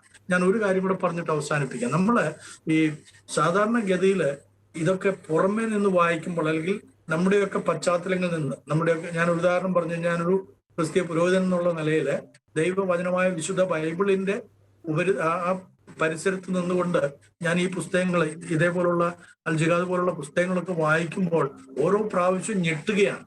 കാരണം എന്നെ പഠിപ്പിച്ചിരിക്കുന്നതും ഞാൻ പഠിച്ചു വെച്ചിരിക്കുന്നതും എന്റെ ബാല്യം മുതൽ തന്നെ ഞാൻ അനുഭവിച്ചുകൊണ്ടിരിക്കുന്നതും എന്റെ അയൽവാസികളായ ഫാത്തിമത്താത്തെയും എന്റെ അയൽവാസികളായിട്ടുള്ള ആയിഷത്താത്തെയും അതുപോലെ ഉമ്മർ കാക്കായും അതുപോലെ മുഹമ്മദ് അലി കാക്കയും ഒക്കെ, അല്ലെങ്കിൽ അഷറഫും മൂസയും രാധാകൃഷ്ണനും രാമനും ഒക്കെ എന്റെ അയൽവാസികൾ, ഞങ്ങൾ ഒരു പാത്രത്തിൽ നിന്ന് കഴിക്കുകയും ഒരുമിച്ച് അങ്ങോട്ടും ഇങ്ങോട്ടും എല്ലാ കാര്യങ്ങളിലും പങ്കെടുക്കുകയും ചെയ്തുകൊണ്ടിരുന്ന ഈ ദേശത്താണ് ഇപ്പോൾ ഒരു വലിയ ധ്രുവീകരണം കൊണ്ടുവന്നിരിക്കുന്നത്. ആരാ അതിന്റെ ഉത്തരവാദികള്? അപ്പൊ അതിനെക്കുറിച്ച് നമ്മൾ ചിന്തിക്കണ്ടേ? അപ്പൊ ഒരു പൊളിറ്റിക്കൽ പാർട്ടി കൊണ്ട് മാത്രം തീരുന്ന അല്ല ഇത് ഒരു മഞ്ഞുമലയുടെ ഒരറ്റം മാത്രമേ ഇപ്പോൾ നമ്മൾ കാണുന്നുള്ളൂ, ചർച്ച ചെയ്യുന്നുള്ളൂ. മലപ്പുറത്ത് സംഭവിച്ച കാര്യം അതല്ലേ? 13 വയസ്സ് മുതൽ ആ കുട്ടിക്ക് മയക്കുമരുന്ന് കൊടുത്തുകൊണ്ടിരിക്കുകയായിരുന്നു എന്നാണ് ഇപ്പോൾ കേൾക്കുന്നത്. 15 വയസ്സ്, 2 വർഷം. ഇപ്പോൾ അതിന് മയക്കുമരുന്ന് ഇല്ലാതെ പറ്റാഞ്ഞത് കൊണ്ടാണ് 3 ചെറുപ്പക്കാർ, 20 വയസ്സിന് മുകളിലുള്ള 3 ചെറുപ്പക്കാര് ഈ പെൺകുട്ടിയെ വളരെ മൃഗീയമായിട്ട് തന്നെ ഉപയോഗിച്ചത്. അതിനെ നമ്മൾ എന്താ വിളിക്കുക? അതിനെ നമ്മൾ എന്താ പറയുക? അപ്പം തെളിവ് ചോദിക്കുന്ന ആളുകൾക്ക് ചരിത്രം തന്നെ, അല്ലെങ്കിൽ നമ്മുടെ ഇത് കാലത്തിന്റെ ചുവരെഴുത്ത് തന്നെ നമുക്ക് വെളിപ്പെടുത്തി തരികയാണ് ഇതൊക്കെയാണ് എന്നുള്ളത്. അത് കണ്ടിട്ടും കേട്ടിട്ടും അറിയാത്ത പോലെ ഉറക്കം നടിക്കുന്നത് അപകടം തന്നെയാണ്. എന്റെ വീട്ടിൽ ഉണ്ട്, നമ്മുടെ അയൽവാസികളുടെ വീട്ടിലുണ്ട്, നമ്മുടെ സമൂഹത്തിൽ എല്ലാ വീടുകളിലും ഉണ്ട് ഇത് എന്നുള്ളൊരു ബോധ്യം നമുക്ക് വരുമ്പോഴാണ് നമ്മൾ ഉണർന്ന് പ്രവർത്തിക്കുക. അതിനെന്തൊക്കെ ചെയ്യണമെന്നുള്ളതും കൂടെ നമ്മളിത് ചർച്ച ചെയ്താൽ മാത്രമല്ല, ഇതിന് ഒത്തിരി കാര്യങ്ങൾ നമ്മൾ ചെയ്യേണ്ടിയിരിക്കുന്നു. നമ്മൾ ഒരുപാട് കൈവിട്ട് കളിച്ചുപോയി, നമ്മുടെ തലമുറ കൈവിട്ടുപോയി കുറെ. അപ്പൊ നമ്മൾ എന്ത് ചെയ്യണം? നമ്മൾ ജാഗ്രതയോടുകൂടി ഇറങ്ങുകയും ഒരുമിച്ച് ഒറ്റക്കെട്ടായിട്ട്, ഇതിനകത്ത് ജാതി മത വർഗ വർണ്ണ വ്യത്യാസം ഒന്നും പാടില്ല, രാഷ്ട്രീയ കക്ഷികൾ പാടില്ല, നമ്മള് ഒരുമിച്ച് നിൽക്കണം. മനുഷ്യൻ എന്നുള്ള നിലയിൽ ഇന്ത്യ എന്റെ ഭാരതം എന്റെ രാജ്യമാകുന്നു, എല്ലാ ഇന്ത്യക്കാരും എന്റെ സഹോദരി സഹോദരന്മാരാകുന്നുവെന്ന് കുഞ്ഞുനാളിലെ പഠിപ്പിച്ച പാഠ്യപുസ്തകത്തിൽ നിന്ന് പഠിച്ചതായിട്ടുള്ള നമ്മള്, എന്റെ സഹോദരനാണ് എന്റെ തൊട്ടടുത്തിരിക്കുന്നത്, അവന്റെ കുടുംബത്തിൽ ഇങ്ങനെ വന്നു കഴിഞ്ഞാൽ, അല്ലെങ്കിൽ അവളുടെ കുടുംബത്തിൽ ഇങ്ങനെ ഈ ഒരു ദുരന്തം വന്നാൽ അത് എന്നെയും ബാധിക്കുന്നതാണെന്നുള്ള ബോധ്യം നമുക്ക് ഉണ്ടാകുമ്പോഴേ നമ്മൾ ഇതിനെതിരെ പ്രതികരിക്കുകയുള്ളൂ. അതുകൊണ്ട് പ്രതികരിക്കുക എന്ന് പറഞ്ഞാൽ തിന്മയായിട്ടല്ല, മറിച്ച് അങ്ങനെ പോകുന്ന ആളുകളോട് എനിക്ക് വളരെ അഭിമാനം തോന്നുന്നു.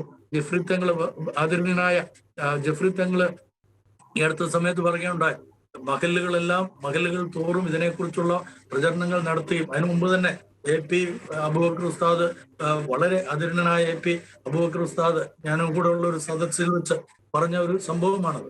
നമുക്ക് കർക്കശമായിട്ട് നമ്മുടെ കുട്ടികളെ വളർത്തണം, ഇങ്ങനെയുള്ള തിന്മകളിലേക്ക് പോകാതിരിക്കാൻ. അപ്പൊ അങ്ങനെ ഞാൻ പറഞ്ഞല്ലോ, ഈ പോപ്പുലർ ഇസ്ലാമിൽപ്പെട്ട് നല്ല മനുഷ്യരായിട്ടുള്ള നല്ല ചിന്തയുള്ള ആളുകൾ, അവരോട് ചേർന്ന് അവരെ ആരെയും കുറ്റപ്പെടുത്താനോ ഉപദ്രവിക്കാനോ തള്ളിക്കളയാനോ അല്ല, മറിച്ച് അവരെല്ലാം ചേർത്ത് പിടിച്ചുകൊണ്ട് അവരും നമ്മുടെ മക്കളാണെന്നുള്ള ബോധ്യം വേണം. കാരണം നമ്മുടെ രാജ്യത്തിലുള്ള ഓരോ പൗരനും നമ്മുടെ സ്വന്തമാണ്. ഇങ്ങനെയല്ലേ നമ്മൾ പഠിച്ചിട്ടുള്ളത്? എന്റെ സഹോദരി സഹോദരന്മാർ എന്ന് പഠിച്ച നമ്മള് അവരെ എന്തിനു അന്യമായി കാണണം? ഒരിക്കലും വ്യക്തമാണ്. ഞാൻ സമയപരിമിതി മൂലം ഇടപെടുകയാണ്. ഒറ്റക്കെട്ടായ ഒരു മനസ്സോടെ ഈ ലഹരി വിപത്തിനെതിരെ പോരാടണമെന്ന പ്രസക്തമായ ആശയമാണ് ഫാദർ ജോൺസൺ പങ്കുവച്ചത്. ശ്രീ ഡോക്ടർ ജോസൂട്ടി ഒഴികെ അങ്ങ് മുഖ്യധാര മാധ്യമങ്ങളുടെ ചർച്ചയിലൊക്കെ പങ്കെടുക്കുന്ന ഒരു വ്യക്തിയാണ്. ഈ നാർക്കോട്ടിക്സുമായി ബന്ധപ്പെട്ട ചർച്ചയിൽ ചാനൽ അവതാരകർ പലപ്പോഴും ഉന്നയിക്കുന്ന വിഷയമാണ് തെളിവുത എന്നൊക്കെ. ഈ മലപ്പുറത്ത് ഈ കഴിഞ്ഞ ദിവസം ഈ റിപ്പോർട്ട് ചെയ്ത ഈ ദാരുണമായ സംഭവം തന്നെയല്ലേ പാലാ പിതാവ് ഉന്നയിച്ച ഈ നാർക്കോട്ടിക്സുമായി ബന്ധപ്പെട്ട് നമുക്ക് നൽകുവാനുള്ള ഏറ്റവും വലിയ തെളിവ്? ഡോക്ടർ ജോസൂട്ടി ഒഴികെ പാലാ പിതാവ് പറഞ്ഞ കാര്യത്തിനുള്ള ഏറ്റവും നല്ല തെളിവുകളിൽ ഒന്നാണ് ഇപ്പോൾ ഇവിടെ കിട്ടിയിരിക്കുന്നത്. പക്ഷെ അത്തരം തെളിവുകൾ നമ്മളെ വേദനിപ്പിക്കുന്നതാണ്. യഥാർത്ഥത്തിൽ ആ ചാനലിലുള്ള ആളുകൾ തെളിവ് താ എന്ന് ആവശ്യപ്പെട്ടത് തെളിവില്ല എന്നതിന്റെ പേരിലല്ല, തെളിവുണ്ടെന്ന് അവർക്ക് ബോധ്യമുണ്ട്.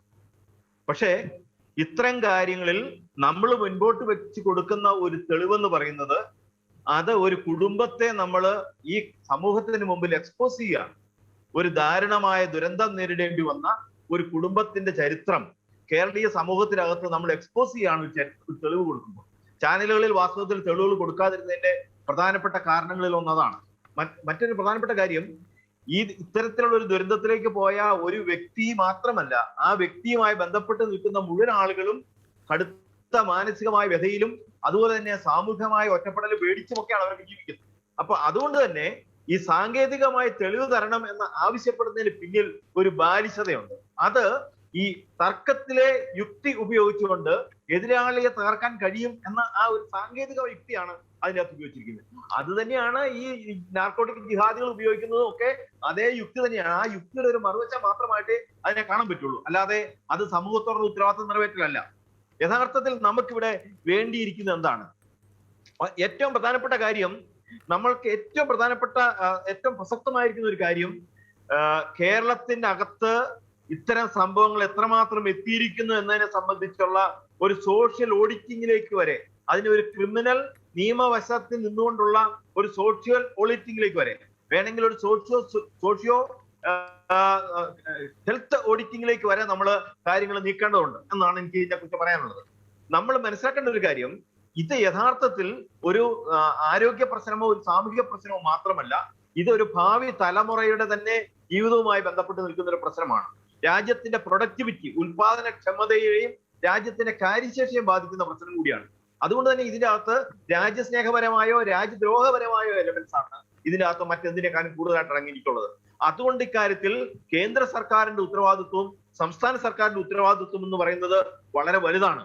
ഇപ്പോഴും ഞാൻ ശക്തമായിട്ട് ഈ വേദി ഞാൻ ഉപയോഗിക്കാൻ ആഗ്രഹിക്കുന്നത്, ബഹുമാന്യനായ ആദരണീയനായ കല്ലറങ്ങാട്ട് പിതാവ് ആവശ്യപ്പെട്ടതുപോലെ തന്നെ കേരളത്തിന്റെ അകത്ത് നടക്കുന്ന നാർക്കോട്ടിക് ജിഹാദുകളെയും അതുപോലെ തന്നെ ഈ ലവ് ജിഹാദുകളെ സംബന്ധിച്ച് സമഗ്രമായ ഒരു അന്വേഷണം നമുക്കിവിടെ ആവശ്യമുണ്ട്. അതിന്റെ പിന്നാമ്പറങ്ങളും ഇപ്പോഴത്തെ പ്രസന്റ് അവസ്ഥയും നമുക്ക് അറിയേണ്ടതുണ്ട്. അതുപോലെ തന്നെ ഈ ലവ് ജിഹാദിനെ വളം വെച്ചു കൊടുക്കുന്ന ഒരു പ്രവൃത്തി കേരള സർക്കാരിന്റെ ഭാഗത്തുനിന്ന് ഉണ്ടായി. അതായത് രജിസ്റ്റർ മാരേജ് ചെയ്യുന്നവർ അവരുടെ അതിന് നോട്ടീസ് കൊടുത്തു കഴിഞ്ഞാൽ അത് വെബ്സൈറ്റിൽ പബ്ലിഷ് ചെയ്യുമായിരുന്നു. അത് വെബ്സൈറ്റിൽ പബ്ലിഷ് ചെയ്യുന്നത് നിർത്തി. ഇപ്പൊ രജിസ്റ്റർ ഓഫീസിൽ മാത്രമേ പബ്ലിഷ് ചെയ്യുള്ളൂ. രജിസ്റ്റർ ഓഫീസിൽ പബ്ലിഷ് ചെയ്യുന്നത് ആ പബ്ലിഷ് ചെയ്യുന്ന ദിവസമേ ആ നോട്ടീസ് ബോർഡിലുള്ളൂ. പിറ്റേ ദിവസം അത് ആ നോട്ടീസ് ബോർഡിൽ ഉണ്ടാവില്ല. അത് അവിടുന്ന് ആരെങ്കിലും വലിച്ചു കീറി കളഞ്ഞിരിക്കും, ഇല്ല അതിന്റെ പേര് വായിക്കാൻ മേലാത്തവരാക്കിയിരിക്കും, അതല്ലെങ്കിൽ അത് അവിടെ ഉണ്ടാവില്ല. അത് അപ്പൊ ഇവിടെ ശരിക്കും ഈ സുതാര്യത നമ്മൾ ഇവിടെ കൊണ്ടുവരേണ്ടത്. ജനാധിപത്യം നൽകുന്ന ചില സൗകര്യങ്ങളും അവസരങ്ങളും ഉണ്ട്. ആ ജനാധിപത്യത്തിന്റെ സൗകര്യങ്ങളും അവസരങ്ങളും ഇന്ന് ഏറ്റവും ഭംഗിയായിട്ട് ഉപയോഗിക്കുന്നത് ഈ രാജ്യദ്രോഹികളും ഈ തീവ്രവാദികളും അതുപോലെ നാർക്കോട്ടിക് കച്ചവടക്കാരും ഒക്കെയാണ് എന്ന കാര്യത്തിൽ യാതൊരു തർക്കവുമില്ല. ഏറ്റവും കടുത്ത തീവ്രവാദ സ്വഭാവത്തിലുള്ള ആശയപ്രചരണത്തിന് ജനാധിപത്യത്തിൽ നൽകുന്ന സ്വാതന്ത്ര്യം ഉപയോഗിക്കുകയും അങ്ങനെ ആ സ്വാതന്ത്ര്യം ഉപയോഗിച്ചുകൊണ്ട് വളർന്നു വരുന്നതായി ജനാധിപത്യത്തെ തന്നെ കൊന്നുകളയുകയും ചെയ്യുന്ന ഒരു പ്രക്രിയയാണ് ഇവിടെ നടക്കുന്നത്. അതിന് പറയേണ്ട പേരെന്ന് എനിക്കറിയത്തില്ല. എന്താണോ ലഭ്യമാകുന്നത് ആ ലഭ്യമാകുന്നത് ഉപയോഗിച്ചുകൊണ്ട് ആ സംവിധാനത്തെ തന്നെ തകർത്ത് കളയത്തക്ക രീതിയിൽ അത്രമാത്രം അപകടകരമാണിത്. അതുകൊണ്ട് തന്നെ ഇന്ത്യൻ നിയമവ്യവസ്ഥയ്ക്ക് അകത്ത് നിന്നുകൊണ്ട് ചെയ്യാൻ പറ്റുന്ന പരമാവധി കാര്യങ്ങൾ, അതിൻ്റെ അകത്ത് മുഴുവൻ പ്രൊപ്പഗാൻഡ വേണം, അതിനകത്ത് നിയമത്തിന്റെ പരിധിക്കകത്ത് നിന്നുള്ള അന്വേഷണം വേണം, അതിനകത്ത് പ്രഖ്യാപിക്കപ്പെടുന്ന രാഷ്ട്രീയ നിലപാടുകൾ വേണം, ജനങ്ങളുടെ നിലപാടുകൾ പ്രഖ്യാപിക്കാനുള്ള അവസരം കൊടുക്കണം. ഓക്കെ, വ്യക്തമാണ്. ഞാൻ ഇടപെടുകയാണ്. ശക്തമായ അന്വേഷണം തന്നെ നാർക്കോട്ടിക്സിനെതിരെ ഉയരണം എന്നൊരു ആശയമാണ് ഡോക്ടർ ജോസൂട്ടി ഒഴിയിൽ പങ്കുവച്ചത്. അഡ്വക്കേറ്റ് ജയസൂര്യൻ, നമുക്കറിയാം കേരളത്തിൻ്റെ ഒരു സാഹചര്യം, കേരളത്തിന് പുറത്ത് അല്ലെങ്കിൽ കേരളത്തിൽ നടക്കുന്ന ഏത് സംഭവങ്ങളുടെ പേരിൽ പ്രതിഷേധ പ്രകടനങ്ങൾ നടക്കുന്ന ഒരു സംസ്ഥാനമാണ് നമ്മുടേത്. പാലസ്തീൻ തീവ്രവാദികൾക്കെതിരെ ഇസ്രായേൽ നടപടിയെടുത്താൽ നമുക്കറിയാം സദാം ഹുസൈനെ തൂക്കിലേറ്റിയപ്പോൾ ഇവിടെ ഹർത്താൽ നടത്തിയ സംസ്ഥാനമാണ് നമ്മുടേത്. പക്ഷേ കേരളത്തിലെ ഒരു ജില്ലയിൽ മലപ്പുറത്ത് നമ്മുടെ ഒരു സഹോദരിയെ മയക്കുമരുന്ന് നൽകി 2 വർഷത്തോളം പീഡിപ്പിച്ചപ്പോൾ അതിൻ്റെ പേരിൽ ഇവിടെ യാതൊരു പ്രതിഷേധ പ്രകടനങ്ങളും ചർച്ചകളും നടന്നതായി നമുക്ക് കാണുവാൻ സാധിക്കുന്നില്ല. എന്തുകൊണ്ടാണ് ഈ ഒരു ദുരവസ്ഥ കേരളത്തിൽ സംഭവിക്കുന്നത്? അഡ്വക്കേറ്റ് ജയസൂര്യൻ. യഥാർത്ഥത്തിൽ നമ്മുടെ ചർച്ചകളെല്ലാം തന്നെ തെറ്റായ വഴിയിൽ പോകുന്നു എന്നാണ് ഇതിന്റെ മറുപടിയായിട്ട് എനിക്ക് പറയാനുള്ളത്. കാരണം നമ്മൾ ചർച്ച ചെയ്യുന്ന തരത്തിലുള്ള എല്ലാ ജിഹാദുകൾക്കും അടിസ്ഥാനപരമായ ഒരു ജിഹാദുണ്ട്. അവിടേക്ക് നമ്മൾ എത്തിച്ചേരാൻ പോകുന്നേ ഉള്ളൂ. എനിക്ക് ഈ രംഗത്ത് വളരെ കൃത്യമായിട്ടുള്ള അനുഭവം ഉള്ളതുകൊണ്ടാണ് ഞാനിത് പറയുന്നത്. ലവ് ജിഹാദിൽപ്പെട്ട 30ഓളം കുട്ടികളെ തിരിച്ചു കൊണ്ടുവരാനുള്ള കൗൺസിലിംഗ് നടത്തിയ ഒരു ഫാമിലി കൗൺസിലറാണ് ഞാൻ. കഴിഞ്ഞ ഒരു 10 വർഷത്തെ അനുഭവ പരിചയം എനിക്കുണ്ട്. അവിടെ എനിക്ക് മനസ്സിലായ ഒരു വസ്തുത, യഥാർത്ഥ ജിഹാദ് നടക്കുന്നത് ഇന്റലക്ച്വൽ ലെവലിലാണ്. ഇന്റലക്ച്വൽ ജിഹാദാണ് ലോകം മുഴുവൻ ഉള്ളത്.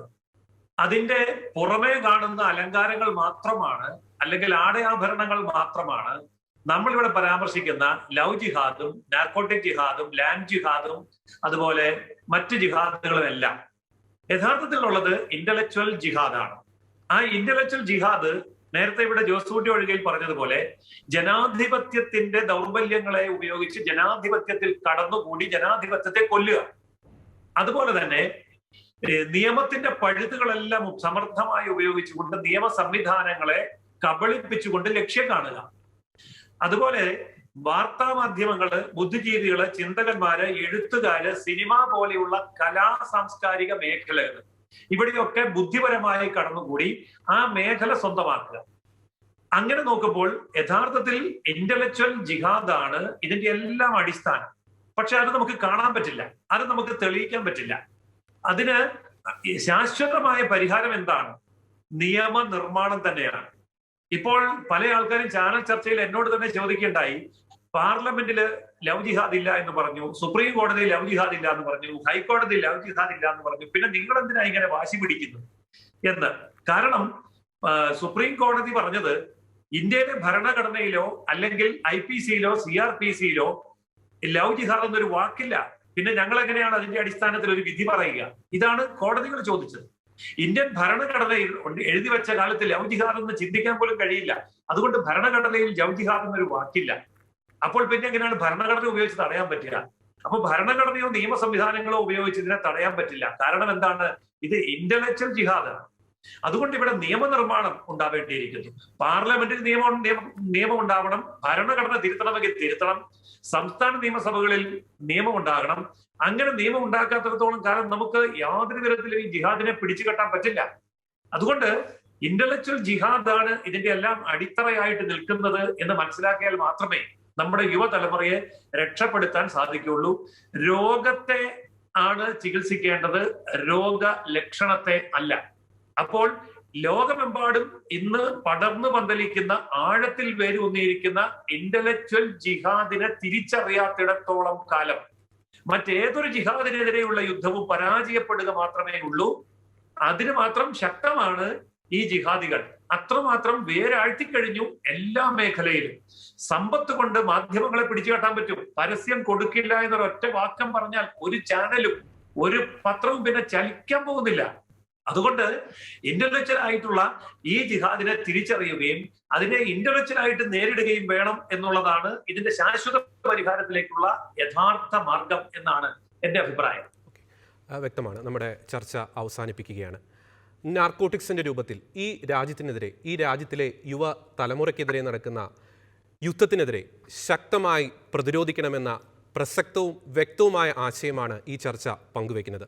നാർക്കോട്ടിക്സിനെതിരെയുള്ള ചർച്ച ശക്തമായി തുടരുക തന്നെ ചെയ്യും. ഈ സമൂഹത്തിൽ നിന്ന് നാർക്കോട്ടിക്സ് ഭീകരത തുടച്ചു നീക്കപ്പെടുകയും ചെയ്യും വരെ. ഈ ചർച്ചയിൽ വളരെ സജീവമായി പങ്കെടുത്ത advocate Shri Jayasuryan, father Johnson, Shri Josekutty Ozhikayil 3 പേർക്കും നന്ദി.